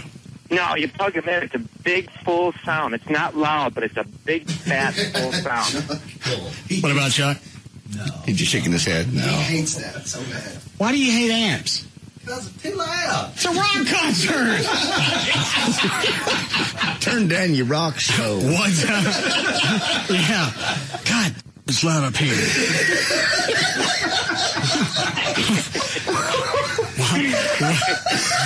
What do those cost to rent? Michael. What's that? What do those cost? They're like $50 per 4x12. So I've got 4 already, and you've got 1. So let's get like 7 more, and we'll get 6 on each side. Now these are just speakers, and they feed off our head units, right? Right. And it'll be a big, fat, full sound. I mean, I got to tell you, in all honesty, you're playing so good. I'm so proud of you. You need the Nokia audience to hear you playing, and we'll get those big stacks out there. That'll sound great. Watch this. And where did I learn to play? Oh, that would be for those about the rock school, located in beautiful South Lake, Texas. And the second location that's opened up? Yeah, well, thank you for asking. That's opening up in Plano, hopefully end of this month. Oh, I thought it was already open. No, I ran into some permit issues and some contractor things, but at least we're moving forward now. How many students do you have in South Lake now? Oh, man, I think we almost have 200 students a week coming in here. A week? Yeah. And when you started, when did you start the rock school? About 3.5 years ago. Did you just start in your house? Yeah, I just started doing it out of my house just for fun because I learned that I enjoyed teaching, and I looked up, and before I knew it, I had like 50 kids coming into my house a week. And we got this building in South Lake, and now we form in the bands, and we do the drum lessons, and it just turned into this great thing. I'm so darn proud of it. Do you is Darren, the lead singer for Back in Black, is he one of the instructors? You know what? He is, and he turned into one of my greatest instructors. I mean, teaching kids how to vomit into amps. No, we haven't covered that yet. No. But he puts on like a little show. He's such a character, and he's really a great guitar player. Not a lot of people know that, and the kids love him. Hey, man. Teeth for days. Yeah. Yeah, I forgot about I haven't seen Darren in a long time. Did he have implants? No implants. No. That looks like more than 34, 35 teeth in his face. I don't think he's even had a cavity. He's got super teeth. Every sentence starts out the same way. Hey, man. I got an idea for this. No. Why don't the rest of you guys get more teeth?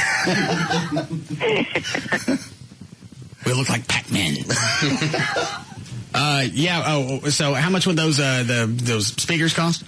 So if we get 7 more, $50, so about $350. Plus, they'll probably give us a discount since I'm saying part of your band, so might be something to look into. Where do you get them from? I think it's called ASA Sound in Dallas. Okay. Yeah, see what they charge us. I'll check into that. All right. Thank you, sir. All right. Thanks, bud. Bye-bye. Right. You know the evil, disgusted look you get from Dan when he's talking about nipples? Yeah. That's the look the old man's giving him. Not all these people. Yes, arms crossed, he's just shaking his head. He just smelled something bad. Oh, I got a voicemail from him about Carlos. Didn't say, hey, it's Chuck. This is about Carlos. It was on my cell. It just says, no way. After Saturday? Yeah. Oh, yeah. No reference to what it was. I knew what it was, but it was just not, hey, it's Chuck. It's just no way. So he hates Carlos not as much as Trey, but he's up there. He just said, we've made a decision with Lee Harris. And I didn't tell Carlos to show up on Saturday. Well, I think maybe, like I said, he heard it on the air because he came to your house as he says, saved your life. He said that to me twice.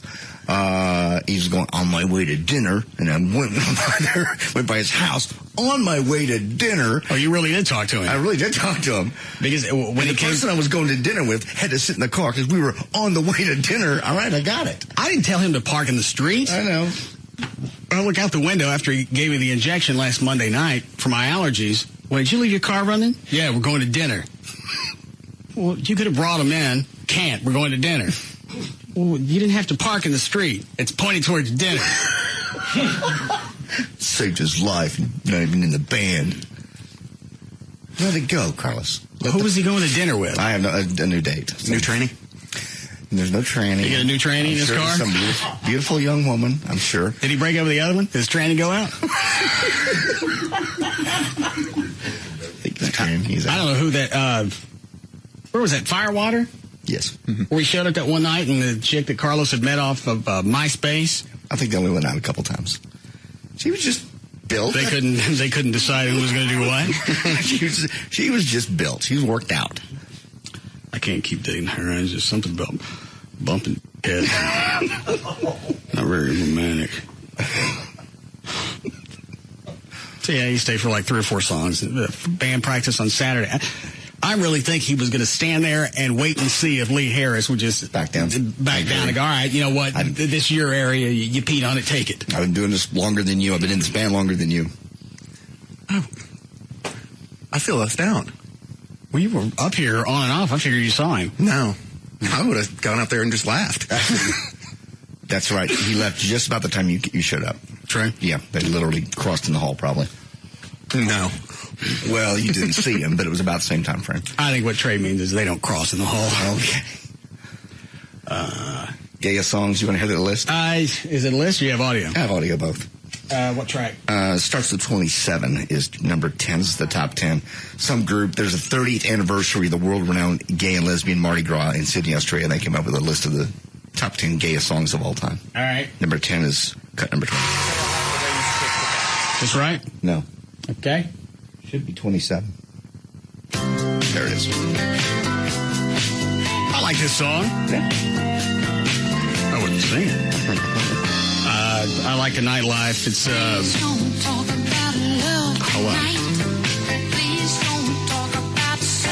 It's not Donna Summer. No. Who is this? Alicia Bridges. The next cut will be number 9, and they'll go all the way to number 1.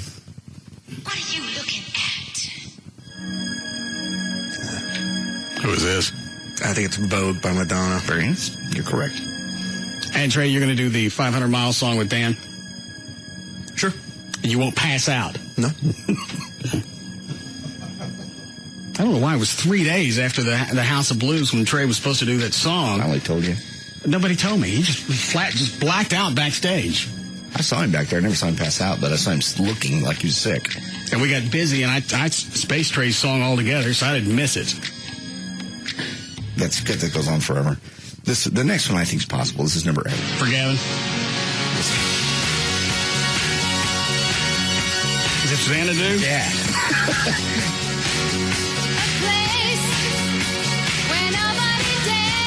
Why don't we take something from Greece? I think we've talked about this before. And stick Jagger up there with Gavin. Like you're the one that I want? Get a nice poodle skirt? No. Jagger can get him with a poodle. I don't think so. The next one I don't even remember. This is... I bet you don't know it either.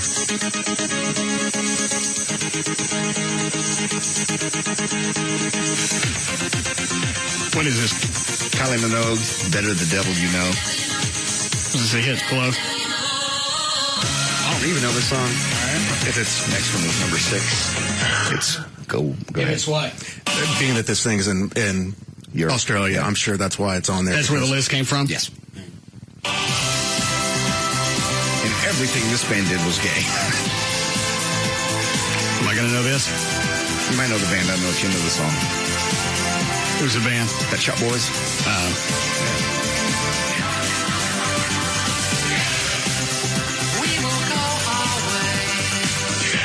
God, we played some of that at the Eagle, too. That was the gayest sounding stuff. You come out of a hard rockin' jingle into Fagville. And then you drive home in your free Good Times van. No, I didn't have a free Good Times van. Oh, and not a guy to play that crap, that's for sure. Why wouldn't you? It was a hit. I mean, they had a couple of hits, but I just hated their sound. Well, I forget. What did you get the Good Times van for playing? I got it with cash that I bought, that I worked for. But you paid cash for that van. Yes. What did you add? Was it Susie and the Banshees? No, that was a hit. Swing Out Sister. That was also a hit. Those were all hits. I didn't make those hits. We played the hits. That's how we had good ratings. Okay. Go ahead and skip over to number... Hold on. Gavin, you like any of these so far? No. How many more gay songs did you want? I don't want any. I was being sarcastic. Oh, I missed that. I want manly songs. What are you doing now? You doing the Lover Boy, Hot Girls in Love? Yeah. All right. What's wrong with that? Well, I wear cutoffs and it just, I don't know. Now you dress like Reno. Yeah. What about, you don't like the Crocodile Rock Bitches Back? That one's okay, actually. That one's gotten better. What about La Bamba? Well, walking out in a chicken outfit is not the most manly thing. That doesn't mean you're gay. Well, the chicken would be.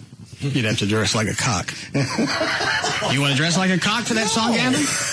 No. Chloe, call Costume World and see if they can get a big cock outfit that Gavin can wear.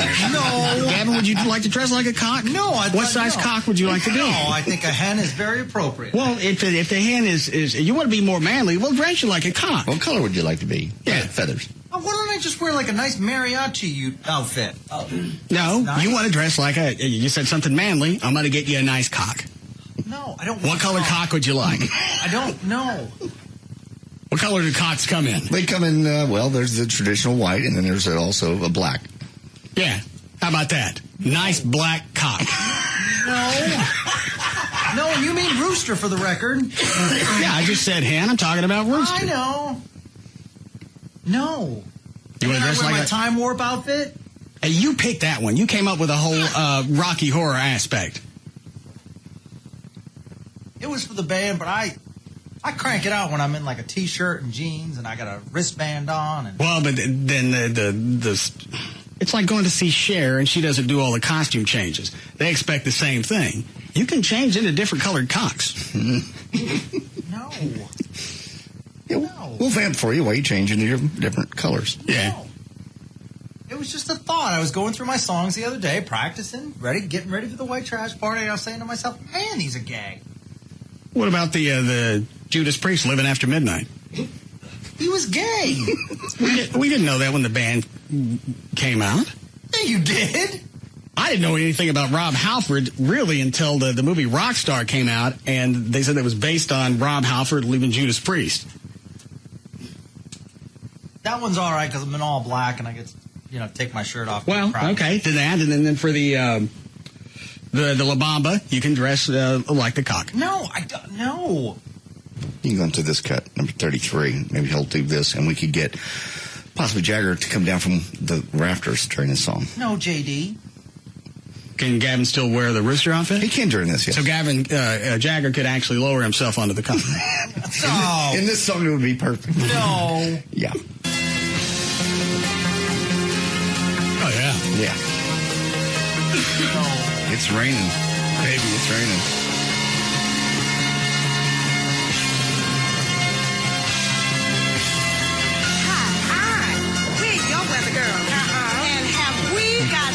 See, the backup singers could do that part of it. No. Yeah, that gives you an entrance. It's called theatrics. Yeah. And if you want, you can still wear the rooster outfit, and then we can just lower Jagger down onto the cock. No, I might as well just admit I'm gay, just so we can get this all over. Well, pick one and stick with it. Just waffling back and forth. Weenie, vagina, weenie. Just pick one. I'll stick with the V. All right. Now, do you want Chloe to call Costume World about the rooster outfit? No, I will. No. What size cock are you? No. What size cock do you take? No. I knew I'd get a punchline in there somewhere. No, that's Chloe's going to have to call over there and give them your measurements for your rooster outfit. Yes. So I ask you again, what size cock do you take? No, I'm manly with the costumes I have on. Rethought my position. All right, what else is on here? Let's see. That was the training made by the Weather Girls. The next cut is number 3. Don't know this immediately.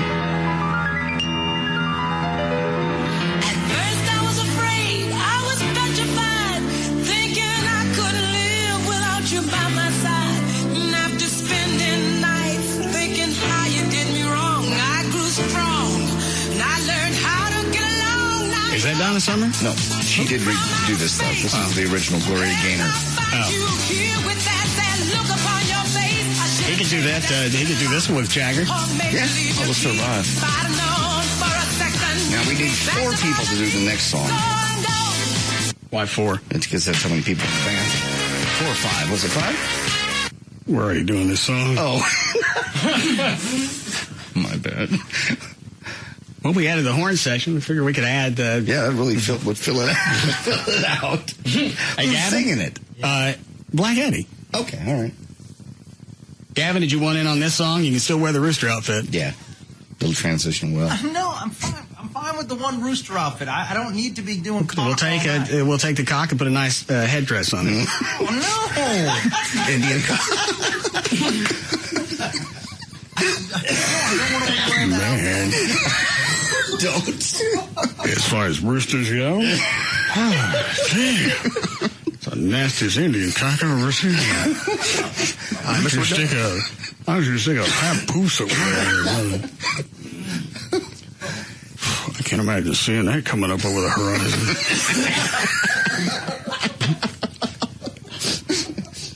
What kind of horse would you put that on? Well, maybe you wouldn't ride on the top. Not sure, Mr. Amos, what we do there. Is there another one? There's one more. That's number 2. Yeah, the next one is the number 1 gayest song of all time. What was the one by the Village People? Was it YMCA? That was YMCA. Macho Man didn't make the list? Didn't make the list. Not in this top 10. Oh, this is ABBA, Dancing Queen. Yes or no on this one, Gavin? What? No.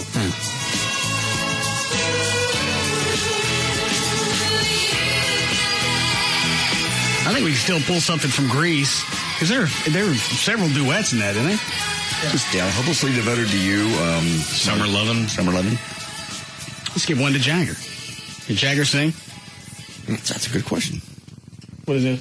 It's audio of Jagger and Gavin doing You're the One That I Want. Played it before. Was this last year? Last year or a couple years ago? Yeah, it was last year. Yeah. Cut from 30 to 36. What? Sorry. I think it's cut number 36. Says it on there. All right. Oh, I remember this. This is...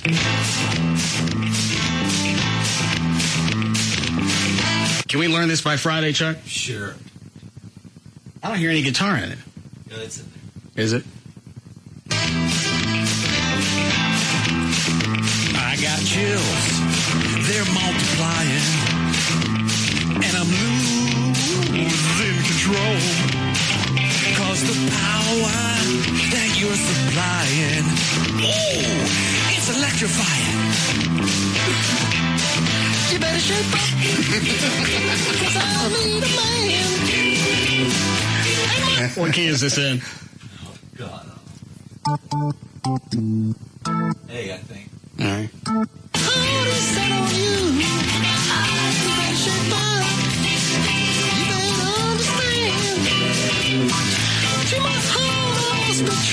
Nothing left. Nothing left for me to do. You're the one that I want. Ooh, buddy. The one that I want. The one that I want. What's a chord progression? It's a C. A,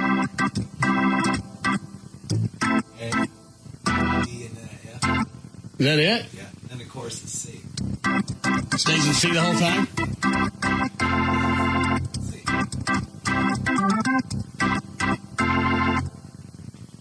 That's it. All right, Gavin, you got another song.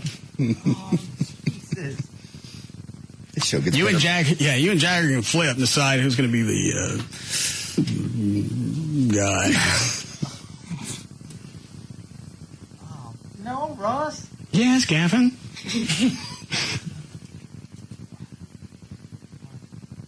Pull up the music for this during the break, and I'll see if I can learn it. Okay. All right. Hey, Gavin, print out the lyrics. People are going to want to see this. You're worried about ticket sales for the white trash party. You said right as of Monday we're only half sold out. We are. Okay, that's half. almost 2/3 is always walk-up, so there are going to be some people who aren't going to get in. And this is going to be another aspect to draw them back in. This is to watch you and Gavin, Jagger. I have a problem separating. I understand. People should buy tickets now just to buy tickets. Not because I'm going to do another gay song. You're going to bring in a whole different audience, if you know what I mean. Yeah. Jagger has his demographics that he'll bring in. Yes. No. And if we do the Raining Men song, then you can dress like the rooster and we can lower the Jagger down onto you. Oh, no, we're not going to lower any man onto me. We'll spit on it before it comes down. Jesus. No. Yeah, that would be only polite. You need a break here? All right. We'll be back.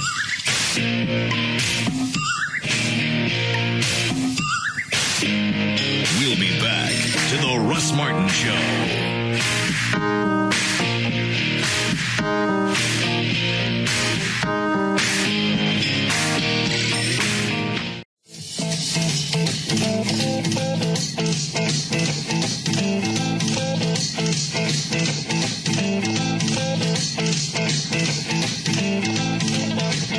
Now, back to the Russ Martin Show.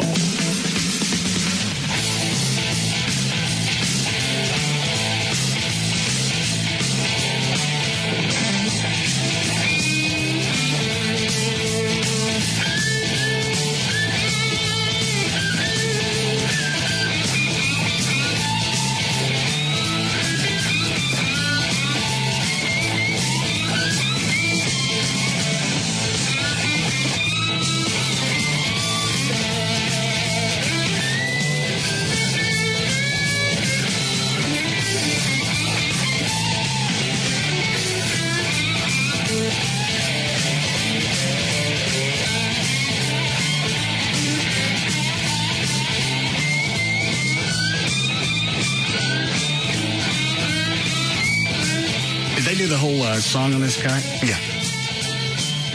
Does it get better? It's about like that.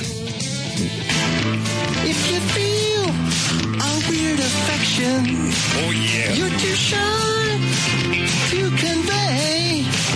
Meditate my direction. Feel your way. Hey, Jagger. I better shape up, cause you need a man, yeah. Who can keep me satisfied? Better shape up, yeah. If I'm going to prove anything to you. Better prove that my faith is justified. Are you sure? Yes, I'm sure. So deep inside, you're the one that I want. What did I want? Ooh, ooh, ooh, honey, the one that I want, yeah. Ooh, honey, the one that I want. Yeah, Chuck thinks we can get that down. We'll do that Friday. Okay. That sounds like fun. Gavin asked. Yeah, he did. Specific.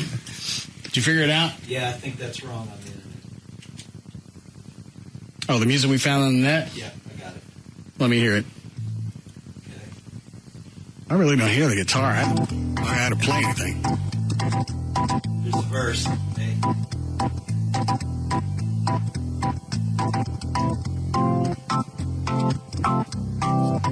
Is that the guitar part that you're playing? Yeah. Sounds like a calliope. I'll play it on here. Then it goes to this city. Pick that up. Yeah, just write out the chords. I got it.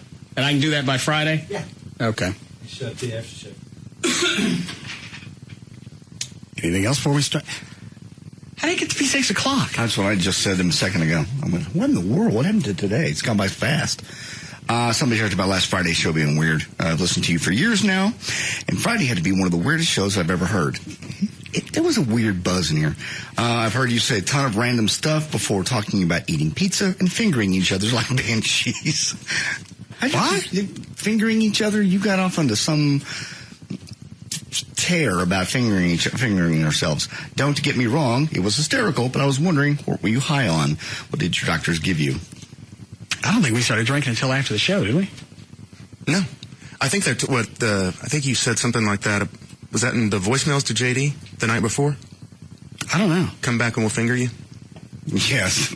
That's maybe where it started. What's your face, Dan? I was just trying to think. That's where it started, and the voicemail you left for JD, but then it went on to Pastor Manning. Yeah, and then you sounded, I don't know why, but when you were doing it, like the Spanish accent, I was imagining some sort of sexual matador. Oh, okay, I forgot about that. That's when it really took off. Yeah. No, in fact, I'm in the middle of doing it. No clue where I'm going with it. And I'm telling myself, shut up. Shut up.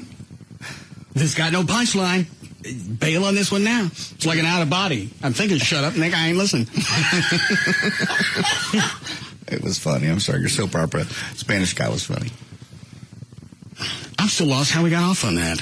Something about my movie clips. That's right. Yeah. It's an illusion. It's an illusion. You see the sunset off in the distance. There it is. It's a city of quiet people. Yes. They look at rest. But it's all an illusion. There are people fingering each other in their homes and in their Volkswagens, and their butt juices flow, and they bump the ding-a-dongs. Ha ha!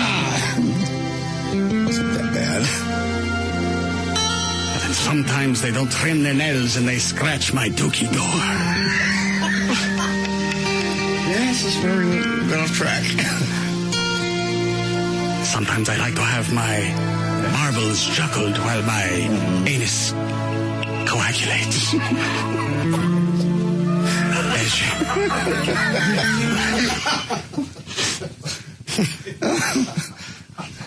You're looking at Dan's face. Dan's got this laughter look on. Okay, here's that little voice. Shut up. Dan, just in case you can't hear the one talking to you, I'll help you out. Shut up! It was more of a look of drama. You do not enjoy it when my anus coagulates. Doesn't hear the voice. It is about to awaken the wildebeest that lies within my pantaloons. Everybody enjoys it but you, Dan. What's the problem? No, I'm enjoying it. It's just I can't get over coagulating. Well, next time you enjoy something, smile.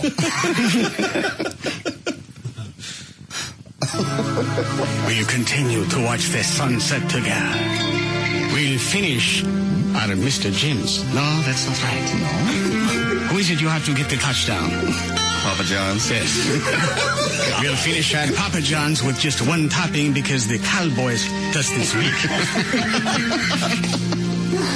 God.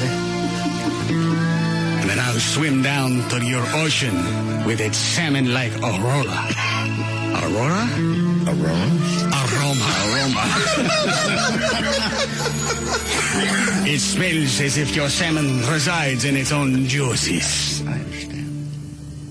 The music's run out. Thank God.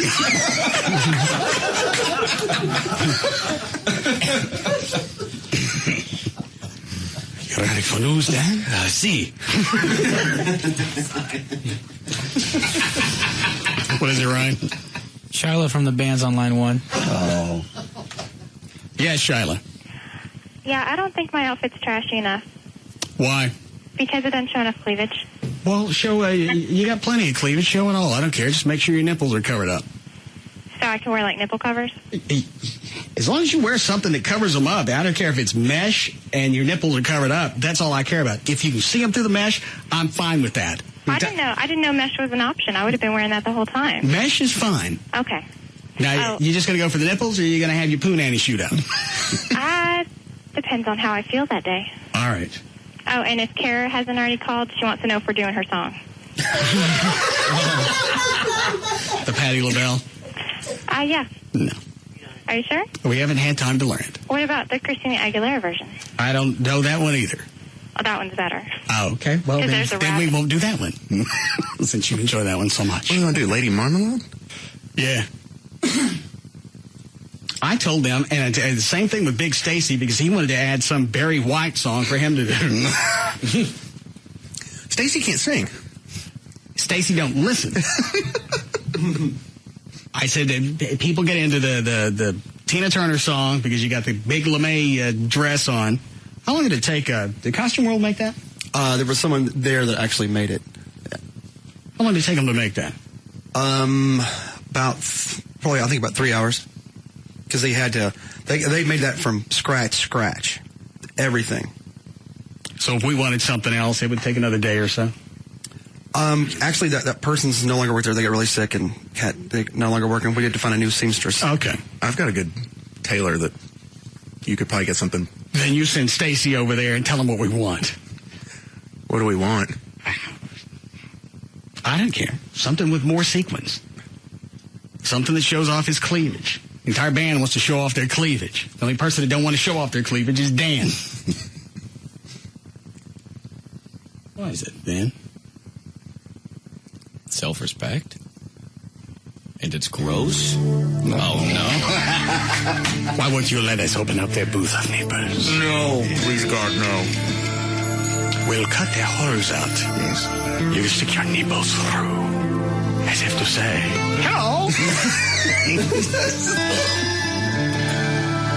It'll be huge. Just thinking of your nipples makes my ass juices begin to flow. Preparing my hairline ham garage for your Mazda to drive in. Don't pull all the way in because I have something cooking in the oven. Oh, God. Stop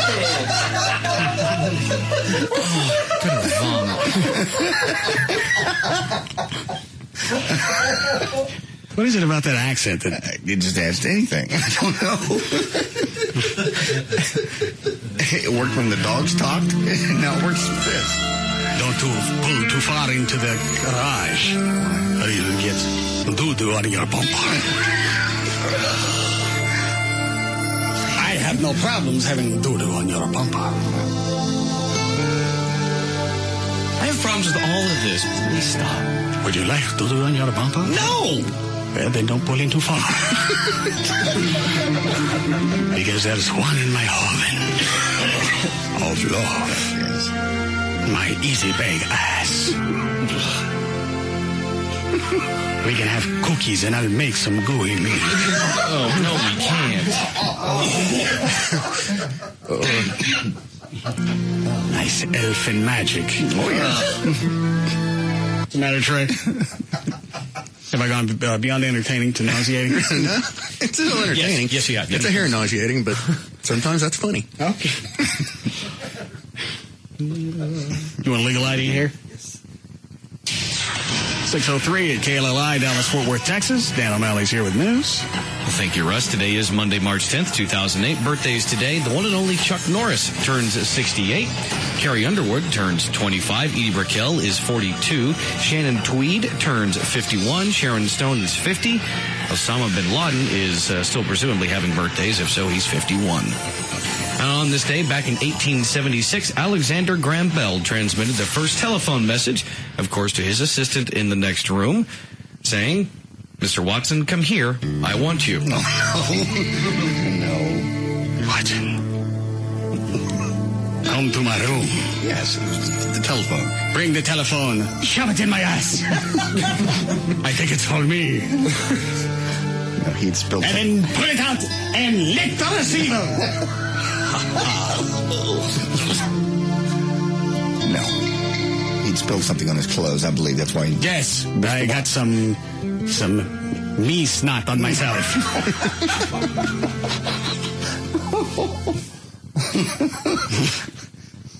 It was actually acid. Oh. Well, I got it in my eyes. It burned like acid. But it was just me snot. And also on this day in history, back in 1977, astronomers discovered rings around Uranus. Don't. Dan, stop. Perhaps I got those from putting too many slinkies in my boohole. Who did you say knows about it now? Astronomers? Astronomers. Nosy bastards. I knew this slinky would put rings with it. Perhaps I can wash it out with my water wiggle. And he went for cookies? No. Nothing, no. Would you like to venture in my mysterious area of stink? No, I don't want to be in your ham garage either. No. Pull your Mazda in. I don't want to. And gyrate your tootie tootie boo booty. You guys brought it up. I forgot about it. And on this day, just last year in 2007, comedian Richard Jeni committed suicide by shooting himself. His family said he'd been diagnosed with clinical depression and bouts of psychotic paranoia. They should have given somebody a heads up before he stuck something in his mouth.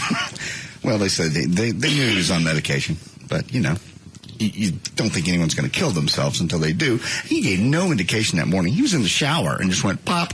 Is that where he killed himself? I think that's what they said. Him and his girlfriend woke up, and she went to make breakfast. He went to take a shower. Next thing she hears is a gunshot. I think it was an interview with Jim Carrey that said almost all the comedians that he knows all have some forms of clinical depression. Really? That doesn't surprise me. Why? I think a lot of the incredibly creative people, look at Belushi, Farley, all those guys. Well, they got into drugs. Well, I think the drugs was trying to fill some kind of void, and they didn't really know what it was. They felt better while they were on drugs. And after a while, you got to take it to a new plateau. I guess. I don't know. It just seems to be if you're creative and you're getting to express yourself as opposed to a guy who is creative and works down at the office in the corner, corner office in a cubicle. Oh, what is this? Come to my cubicle. I won't be in your cubicle. I don't want any part of your cubicle. Come enjoy my Jimmy Dean breakfast sausage of a more. No. This is very inappropriate for this office. Let me look into your forbidden chamber.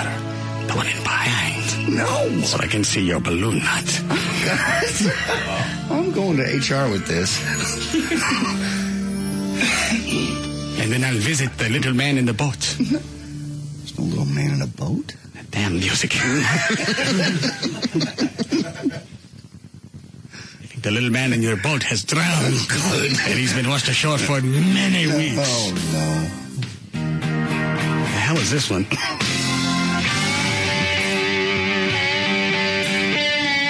Yeah, this is when the pizza guy comes in.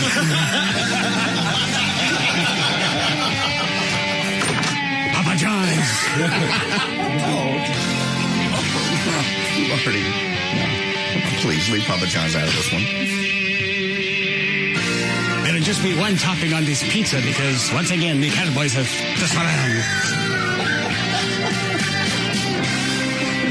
But I have one special topping that I'll stuff to the middle of the pizza for you. Well, I'd like that very much. Thank you very much. Would you like extra cheese? I'm making it right now. I love cheese. Squeeze my bones. Any twisty sticks? They're inside my tube of danger. Wait. That's where I keep the twisty sticks warm. Up inside my tube of danger. I have no interest in that. I don't like that music. The only thing that works with that, though, is the tube of danger. Yeah. Your twisty sticks are still alive and well and warm. Are they? Inside my tube of danger. You hit the post.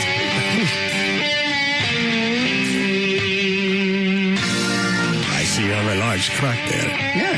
Perhaps I'd feel it with my fleshy caulk gun. No, believe it. You heard me, my caulk gun. I don't need that. All right, I believe this is beyond dead.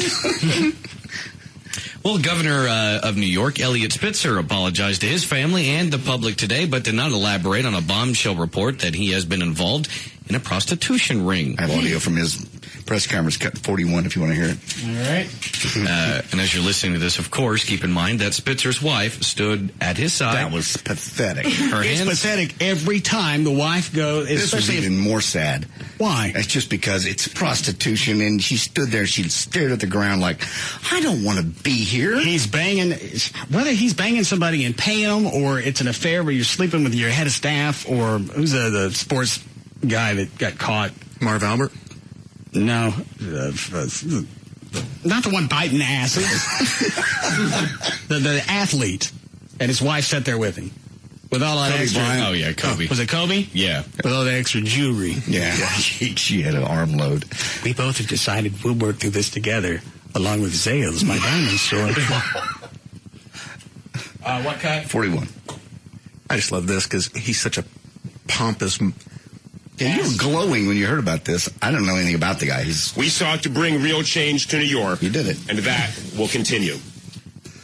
Did they say he was paying $4 or $5 a night or an hour for a prostitute? Yeah, I feel like I heard that somewhere. The Times reported that a person with knowledge of the governor's role believes the governor is identified in court papers as a client of a prostitution ring. 4 people allegedly connected to a high-end ring called the Emperor's Club VIP were also arrested last week. All right, let me go back. Play this. We sought to bring real change to New York, and that will continue. Today, I want to briefly address a private matter. I have acted in a way that violates my obligations to my family and that violates my or any sense of right and wrong. Criminal problems. I apologize first and most importantly to my family. I apologize to the public, whom I promised better. I do not believe that politics in the long run is about individuals. It is about ideas, the public good, and doing what is best. Is he on the dock? No, he's not on the dock. Where is he? It sounds like somebody else is in the background, and there's a lot of noise in the cat. Harbor horn. Doesn't there? Yeah, it does. That or almost like his cell phone is vibrating next to the microphone on to the podium. Public, whom I promised better. I do not believe that politics in the long run is about individuals. It is about ideas. It does sound like a cell phone vibrating go off. Yeah, he's watching you do the press conference. So what are you doing? Hey, let me be on this with this prostitution thing, so good luck. I'm gonna go. Probably his mom. The public good and doing what is best for the state of New York. But I've disappointed and failed to live up to the standard I expected of myself. I must now dedicate some time to regain the trust of my family. I will not be taking questions. Thank you very much. I will report back to you in short order. What was the purpose of the press conference if he doesn't tell us anything? Just to say, I'm busted. I know it. He doesn't address any of that. Get off me. Well, he doesn't say I'm busted. He said I didn't. I'm going to address it later. This state is the governor. Yes. This state deserves much better. I have nothing further to say until I find out exactly what you know. And that could be the reason that he didn't really go into detail, because he doesn't know how much they're onto. And you don't get up there and start running your mouth if they're only on the half of it. Well, the teenage hookers and all, I'm terribly sorry about that. I apologize for the underage prostitution. But they got free underoos. And cookies. You didn't know what? We didn't know about any of that, but thank you. It actually says here the website of the Emperor's Club VIP displays photographs of scantily clad women with their faces hidden, along with the hourly rates, depending on whether the prostitutes were rated with 1 diamond, the lowest ranking, or 7 diamonds, which was the highest. The most highly ranked prostitutes cost $5,500 an hour. Jeez, Christmas.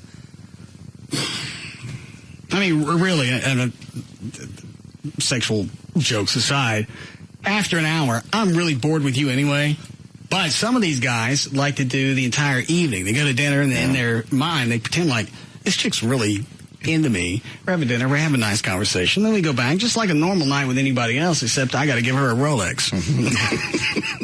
$5,500 an hour. I'd like to see a picture of who you get for $5,500. Yeah. What would you pay for David's assistant when it was in the hot? I got to see her up closer. Summer from the band. Mm-hmm. Oh, great. And here we go, chasing another one away. I would like to go a week without exploding my me-snot. Good. And then sneak up behind her. Yes. And explode in her tube of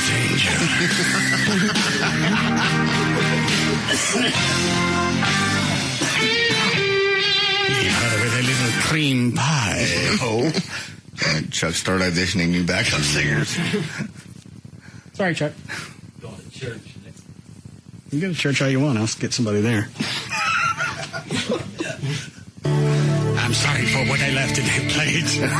I thought someone saw that it was time. Plus, I ran out of pages in this book that was in front of me. That's the hymnal. Yes, well, no, it's a...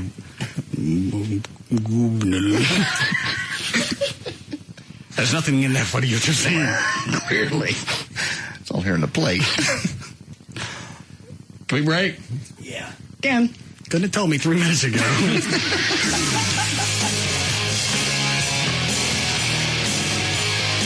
We'll be back to the Russ Martin Show.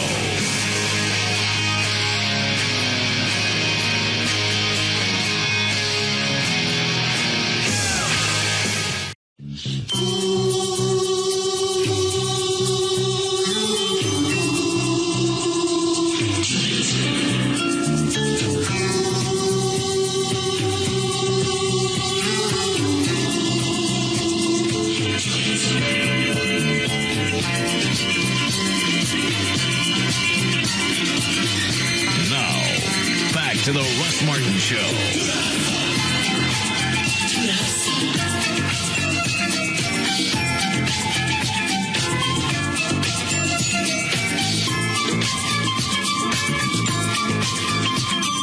None of these pictures expand when you click on them. Yeah, that's just from Newsweek's website that they got screen captures of the Emperor's Club website. And I was able to find the Emperor's Club website, but it's temporarily unavailable. Day rates.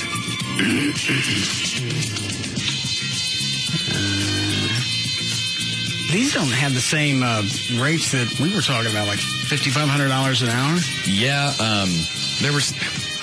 That's the CNN story, and that's according to prosecutors. So maybe... How much? Who knows? Maybe they got a price. You want daily or hourly? Give me it daily. So this means I get to pick her up and we go all day. Yeah, dawn to dawn. Okay.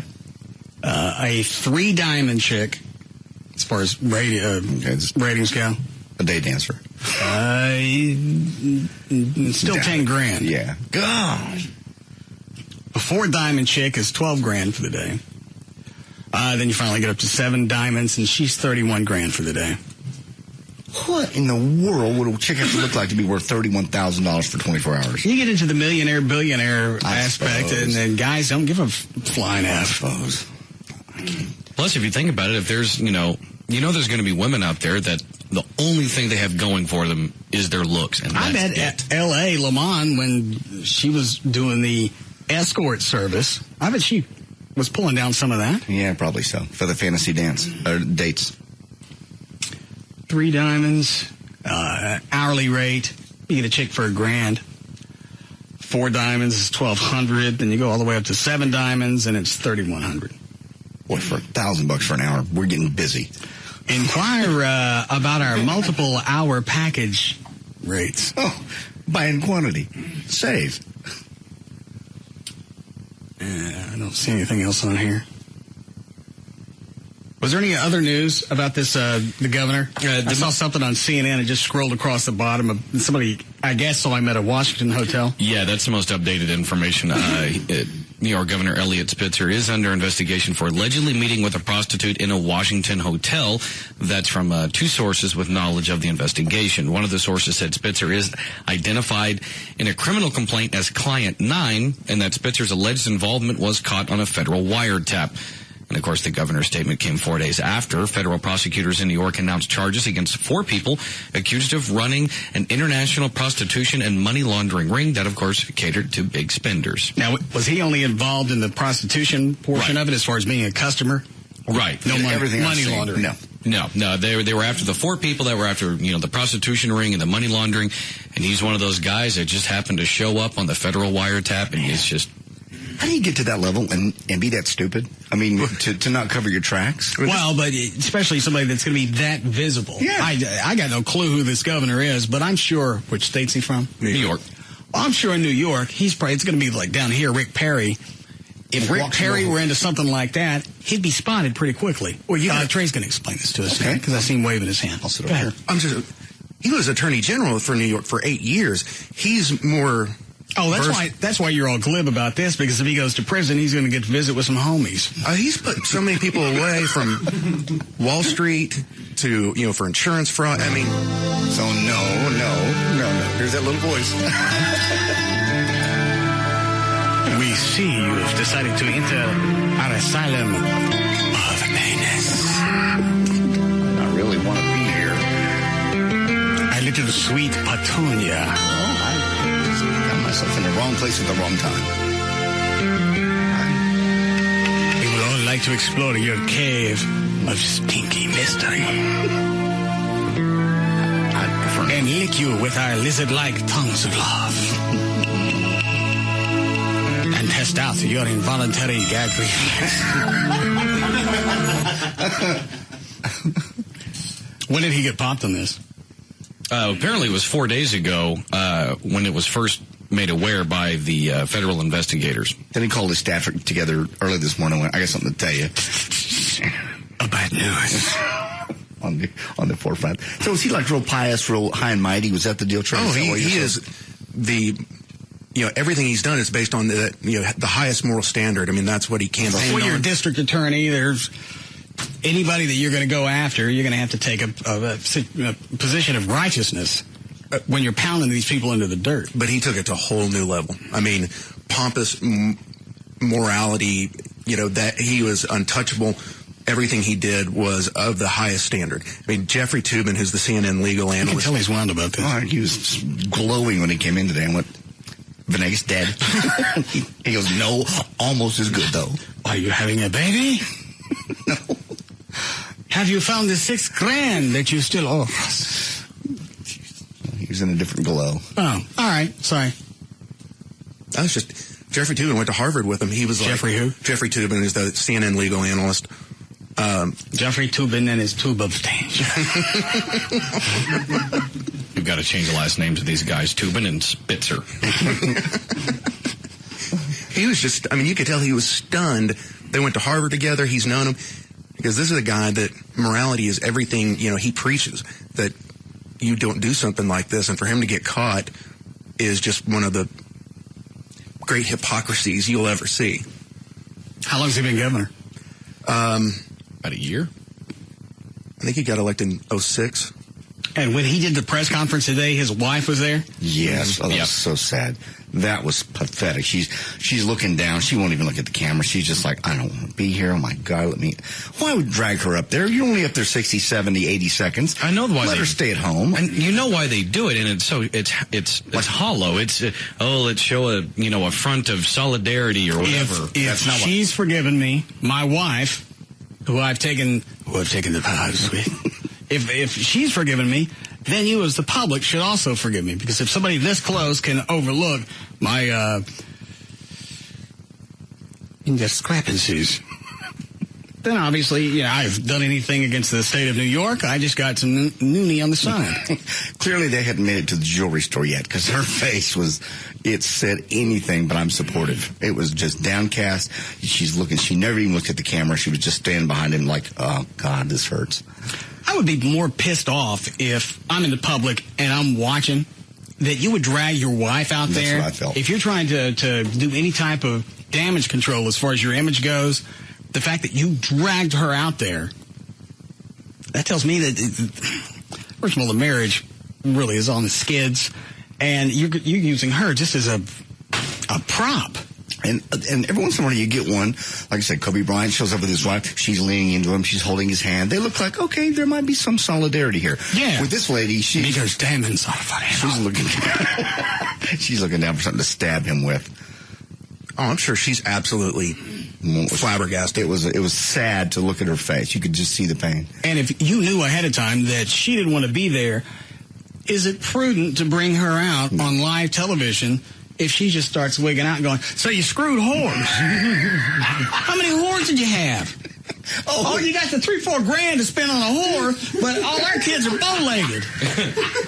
We got bow-legged, buck-toothed kids, but you're spending $5-6 grand on a whore. How good was that poo nanny when you spent $5-6 grand on it, and we got kids that all they could do is ride horses?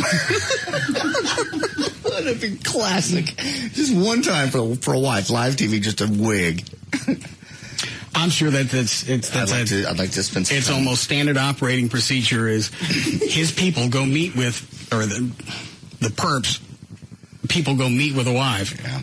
Here's what we'll give you. If you'll please just make this appearance. 2 minutes. You don't have to say anything. Just sit there, and then you'll tell us later what you want. Yeah, it was almost... There's no other reason for them to want to go do that, because you're not going to forgive him for dealing with prostitutes.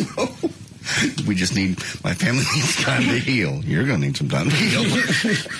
What's right? It was almost as painful as the New Jersey governor when he came out and announced he was gay and his wife was standing there. That was probably... Did she say anything, or was it the hand-holding solidarity? No, they weren't holding hands, but she's standing there, and, you can tell, just devastated that... I ain't holding your hand.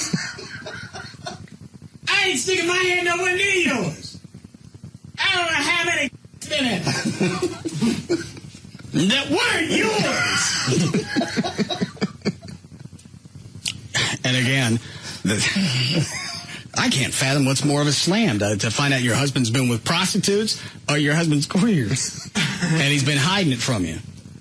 Oh, he's got to be queer. I mean, you married, you had a couple kids, and all of a sudden, he likes ding-dongs? Well, he didn't all of a sudden like ding-dongs. His ding-dong desire was recessive for a while. I would think it'd be worse to be like Spitzer, being uncovered as far as prostitution goes. You can't compete with another man as a woman. You can't compete with that. But you can compete with a young, hot chick. For me, visually, to go back, if I was a chick, you can play it out in your head how I would have played with a prostitute. They went in, they had sex, and everything's normal as far as sex goes. Yeah. But then, if you go back and play through your head of things that he did if he was gay, meeting up with your partner. Yeah. No. We have the dinner together. We look in each other's man eyes and decide it would be long. It won't be long before we bump the ding-dings. No. It'll sound like the ship's coming into the harbor as our ding-dings bump. And then we're going to make cheese together. Why are we going to make cheese? Because we're going to pump. Oh. That is tomorrow. Oh, I get it. I know tomorrow. Yes. So we'll make the nice cheese, this liquid kind. The cheese whiz? Yes. We'll both enjoy cheese whiz. And I'll make some dip.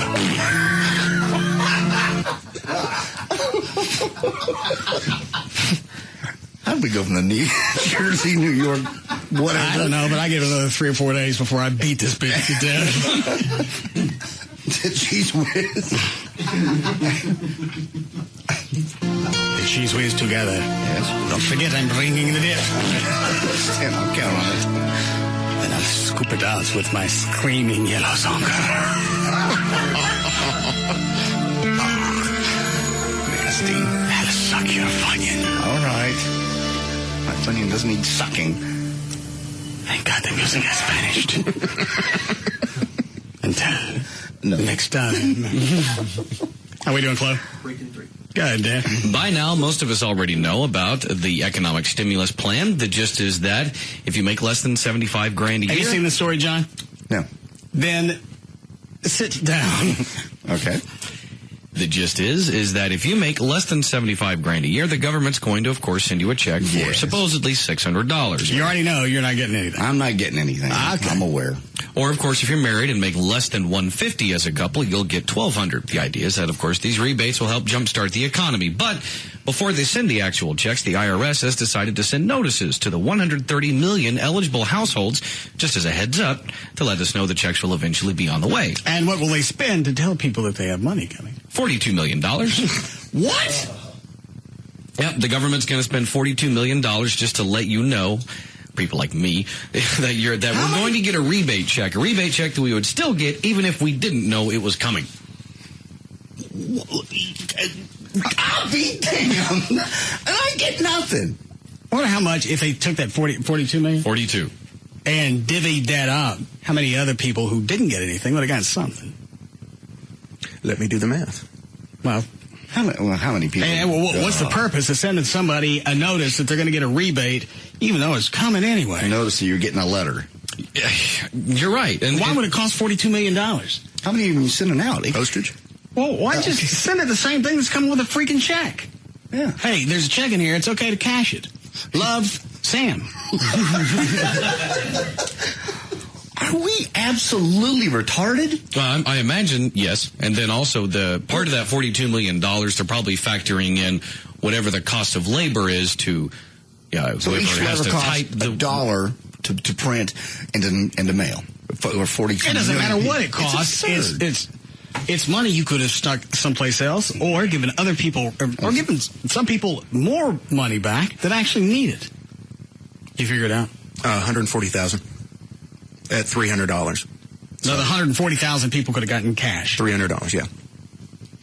People that put into the system. And I think, are these notices going out to even people who aren't getting anything? Don't tell me this. Don't tell me this. I don't think so. According to this story, send me a letter to tell me I'm not getting anything. I'm coming after you. I don't know. I don't see really how they would differentiate, because the technology that they're using isn't that swift. Clearly. Oh, get me. Yeah, so I'll show up in the mail. I'll bet both you and I get one that says, "Hey, rebates, a gift from Uncle Sam's coming." Well, just a reminder, you are getting a gift. A gift from Uncle Sam is on the way. I can't wait. It looks like a big finger. When it gets there, shove it in your ass. And finger yourself like a wild wildebeest. Until next time. Say something like that. I like that sign off. Sign off now. Until next time. Until next time. He's gone. Not quite. Go ahead, Dan. President Bush said Saturday he vetoed legislation that would ban the CIA from using harsh interrogation methods, such as waterboarding, to break suspected terrorists, because it would end practices that have prevented attacks. He said this is no time for Congress to abandon practices that have a proven track record of keeping America safe. Here's the problem with the waterboarding and any of the other torture is we don't know what it's prevented. If you actually come back and say, if the World Trade Center was still there, and you told people, here's what they had planned. Problem is nobody would believe it. Nobody would buy it. Yeah, that's the problem. No matter what they come out and tell us, here's what we prevented, an attack on the Golden Gate Bridge and something at the Grand Canyon. We'd go, oh, sure, we believe you. Or if it was something that would show that we limited the damages as far as the attacks on 9/11, then we might buy that one. I think the fact that we've done 7 years and something major hasn't happened, they've prevented something. I don't know what would do more for Bush's approval rating now, to have a terrorist attack or to have his administration end with no further attacks domestically. You know what I'm saying? Yeah, I know what you're saying, and you're right. Because of that, we go back, if we had a terrorist attack, we go back and underline that all the stuff that he's been trying to push through and the continuance of the Patriot Act and the waterboarding and anything else that they need to keep us safe. They do whatever they want. I don't care. I've seen 9/11, and I know what they're capable of. 7 years ago, people have forgotten, as you said, a month later. So I don't know. Do we need to have another terrorist attack before they get back behind the Bush administration as far as protecting us? Or if something happens, does he look like a buffoon because everything he did, he still blew it? Yeah, I mean, if something happens on his watch, they're going to rape him in the media. Oh, they're going to go, you had 8 years to keep this from happening, and you didn't. Even though they blame 9/11 on him, and he had 7 or 8 months to prevent it. I think something will happen next year after a new president takes over, especially if it's Clinton or Obama. I think they'll do something to test and see what's going to happen with new leadership. Are they going to? The last time we had Democratic leadership, we did nothing. We got attacked, and we did nothing. Yeah. All right. We need a break here? Yes. All right, we'll be back.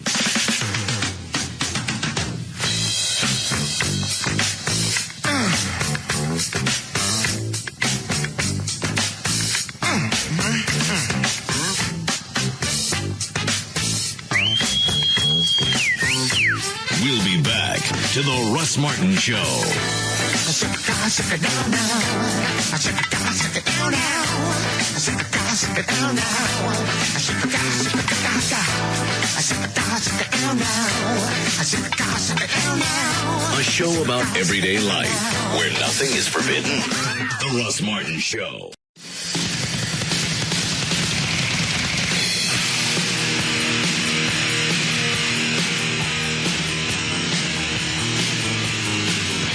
Now, back to the Russ Martin Show.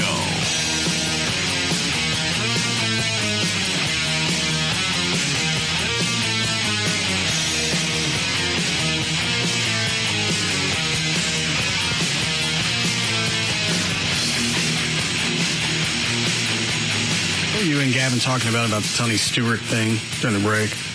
Oh, just about how he went off yesterday after the race on Goodyear. I pulled some of that audio because I couldn't believe it. You never hear NASCAR guys go against their sponsors. I guess it's a sponsor. 38 is the first cut. And it's not a sponsor. What's he twisted about? He blew a tire? They didn't blow a tire. Basically, it was just they had the whole thing that Eddie Gossage was talking about at Las Vegas. They had a soft tire. It was blowing. They're hitting the wall. Goodyear came back this week with this really hard tire, and they couldn't race. They couldn't go side by side. I have never seen looser race cars in my life. I mean, they're wiggling. Why all of a sudden are the tires an issue? Is it compatibility with his car of tomorrow? A lot of it has to do with the car of tomorrow. They're trying, again, for more uniform deals. There's a safety deal issue there, but there's also a racing deal, and all the drivers. Why didn't they develop these cars, take them out on all the tracks around the country with different tires, and see what was going to be an issue? Well, they did. That was where another reason why he's twisted. They've tested at Atlanta, and they had a good tire. Well, that's one track. Right. Eddie Gossage says all tracks run differently. I'm just saying Atlanta because that's where they ran yesterday. They had a tire for Atlanta that everyone liked. Then they came back and changed it and said it was bad racing. They couldn't go side by side. Stop. Who changed what? Goodyear changed the tire. They changed their formula. Yes. All right. And then it was just Is anything on this audio that's going to make sense to me? Yes. All right. 38. Notice out of Joe Gibbs Racing with smoke. We've never heard more comments from guys today working the wheel. How worn out are you after that 500 miles today? That's the most pathetic racing tire I've ever been on in my professional career. They exited out of Formula One. They exited out of the IRL. They exited out of CART. They exited out of World Outlaws. And there's a reason for that because Goodyear can't build a tire that's worth the crap. So if I were Goodyear, I'd be really embarrassed about this weekend and what they brought us here. It didn't keep us from winning the race, and how we got to second, I don't know. I'm really proud of our guys on the team and really proud of their pit stops. But obviously, Goodyear is a NASCAR advertiser. Are they on his car? They're on every car. They're on every car.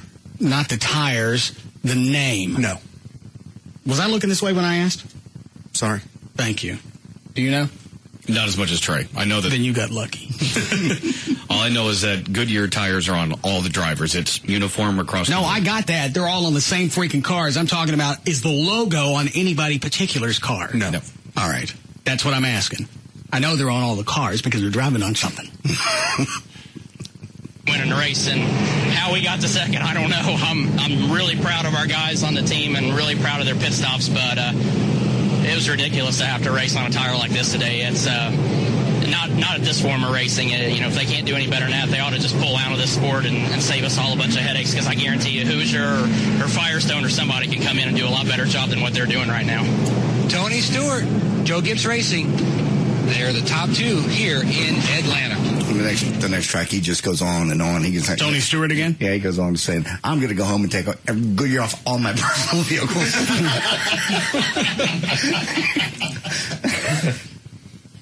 I'd rather drive on metal. At least I got better control on metal. Tires, I don't know when they're going to blow out. Metal will never blow out. No. It's very bright. It was really frustrating. I'm glad we're past it. Hopefully there was a good lesson learned. Hopefully. Doesn't sound like he's past it. He's going to go home and yank all his Goodyears off. Yeah, everything off. I'd rather drive on spinach. Got some control with spinach. Hey, I'm sick of driving on Goodyear.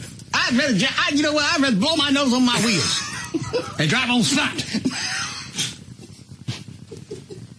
Goodyear doesn't like to hear people bashing them tires, and I don't like doing it, but I ain't going to sit here and put up with this. By the way, that was where is he? Huh? Well, that was Dale Jr., not Tony Stewart. Oh, I'm sorry. Yeah, you went to 40. 39 is Tony Stewart. Oh, okay. So are most of the drivers all against Goodyear on this one? Most of the drivers were very pissed off that the racing was so... I wonder if this is going to change anything with Eddie Gossage at TMS, because he was wanting to do testing out there before the Dickies? No, Samsung 500. Samsung 500 in less than a month? Yes.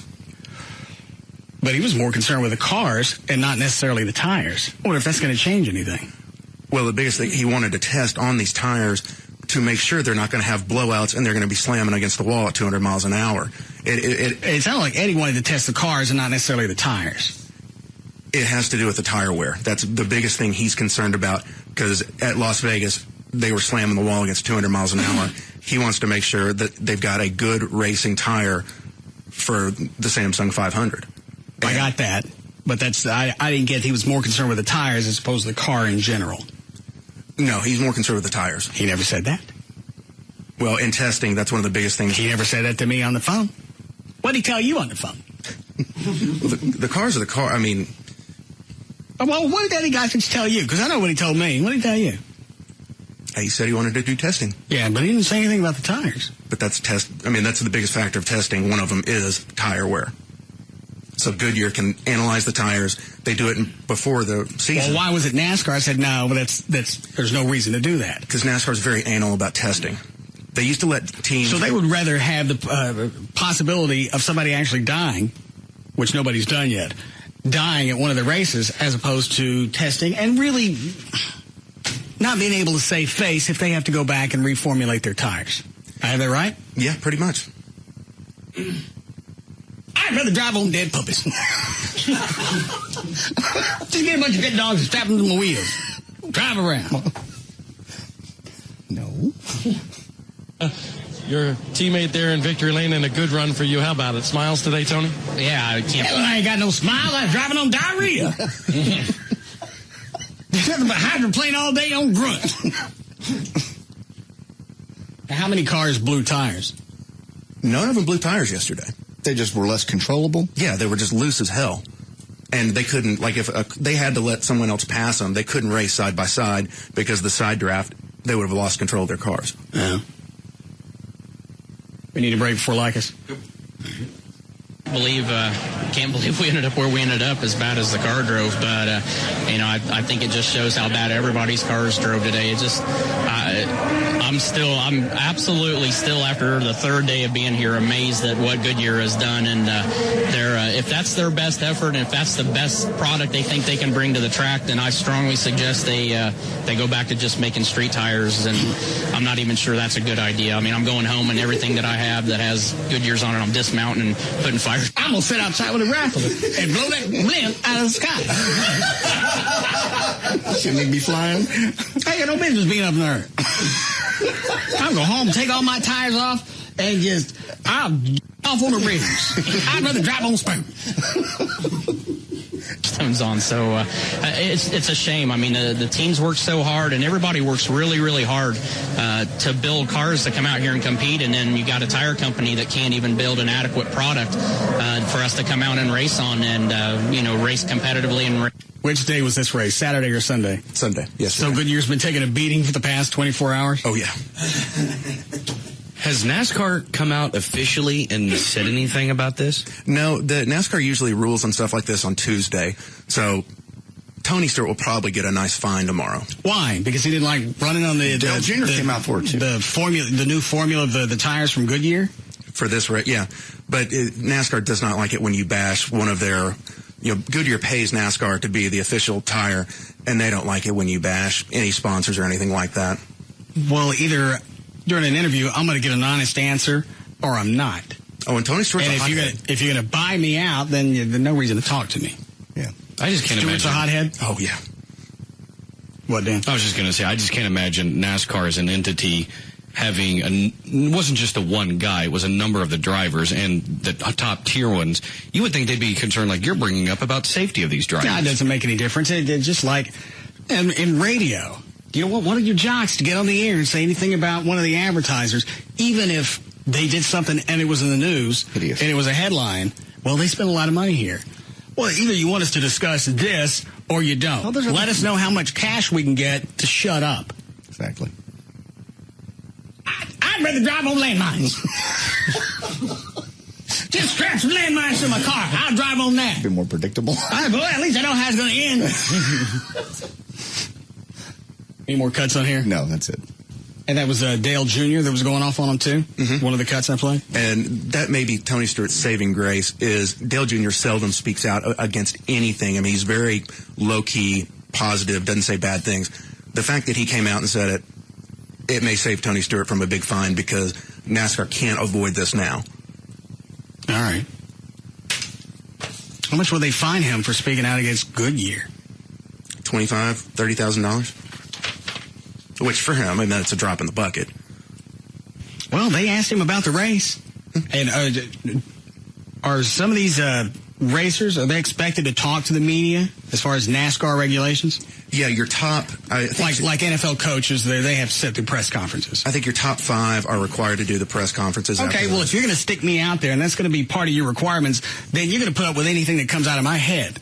And if I've got a problem with the tires and we're not able to race or do it safely because of Goodyear, whomever, then I'm going to tell them.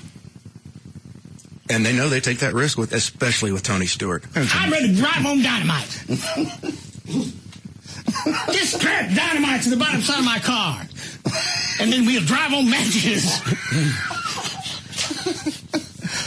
That'd be a race I'd watch. Yeah, I'd do that. Not for long. Do that one around the 4th of July. Anything else before we go? Let me look here. No. I had sent you that photo, but I think you deleted it. Photo of what? Patricia Heaton. She was on Everybody Loves Raymond. Yeah, why did you send me that? Well, you didn't look at it. I saw it. I saw it earlier today on the internet. Oh, okay. What did it say? She was in her 50s, had 3 or 4 kids? Well, she just turned 50. But did you notice her stomach? No.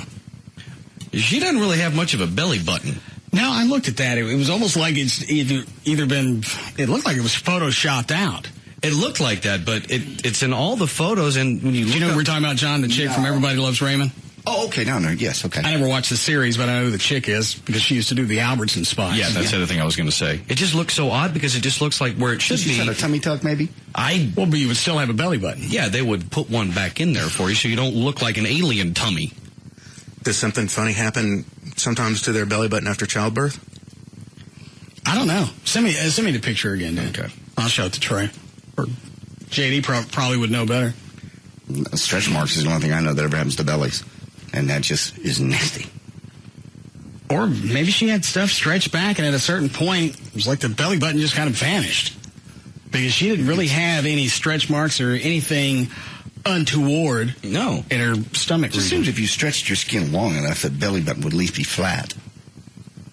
All right, it's not coming. I'll show it to him later. Okay. All right, you ready, Chuck? Ready.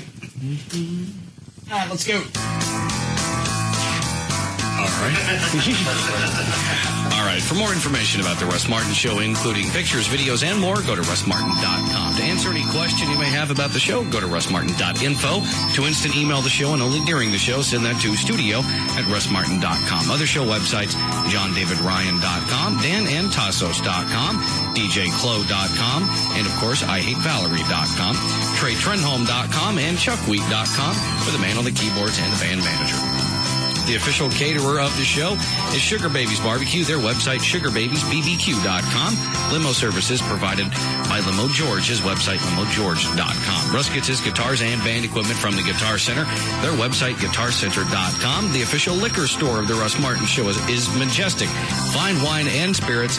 Their website, majesticliquors.com. The official photographer of the show is Jim March. His website, jimmarch.com. And the official site for Live 105.3 is live1053.com. All right. We'll see you guys tomorrow. See you tomorrow.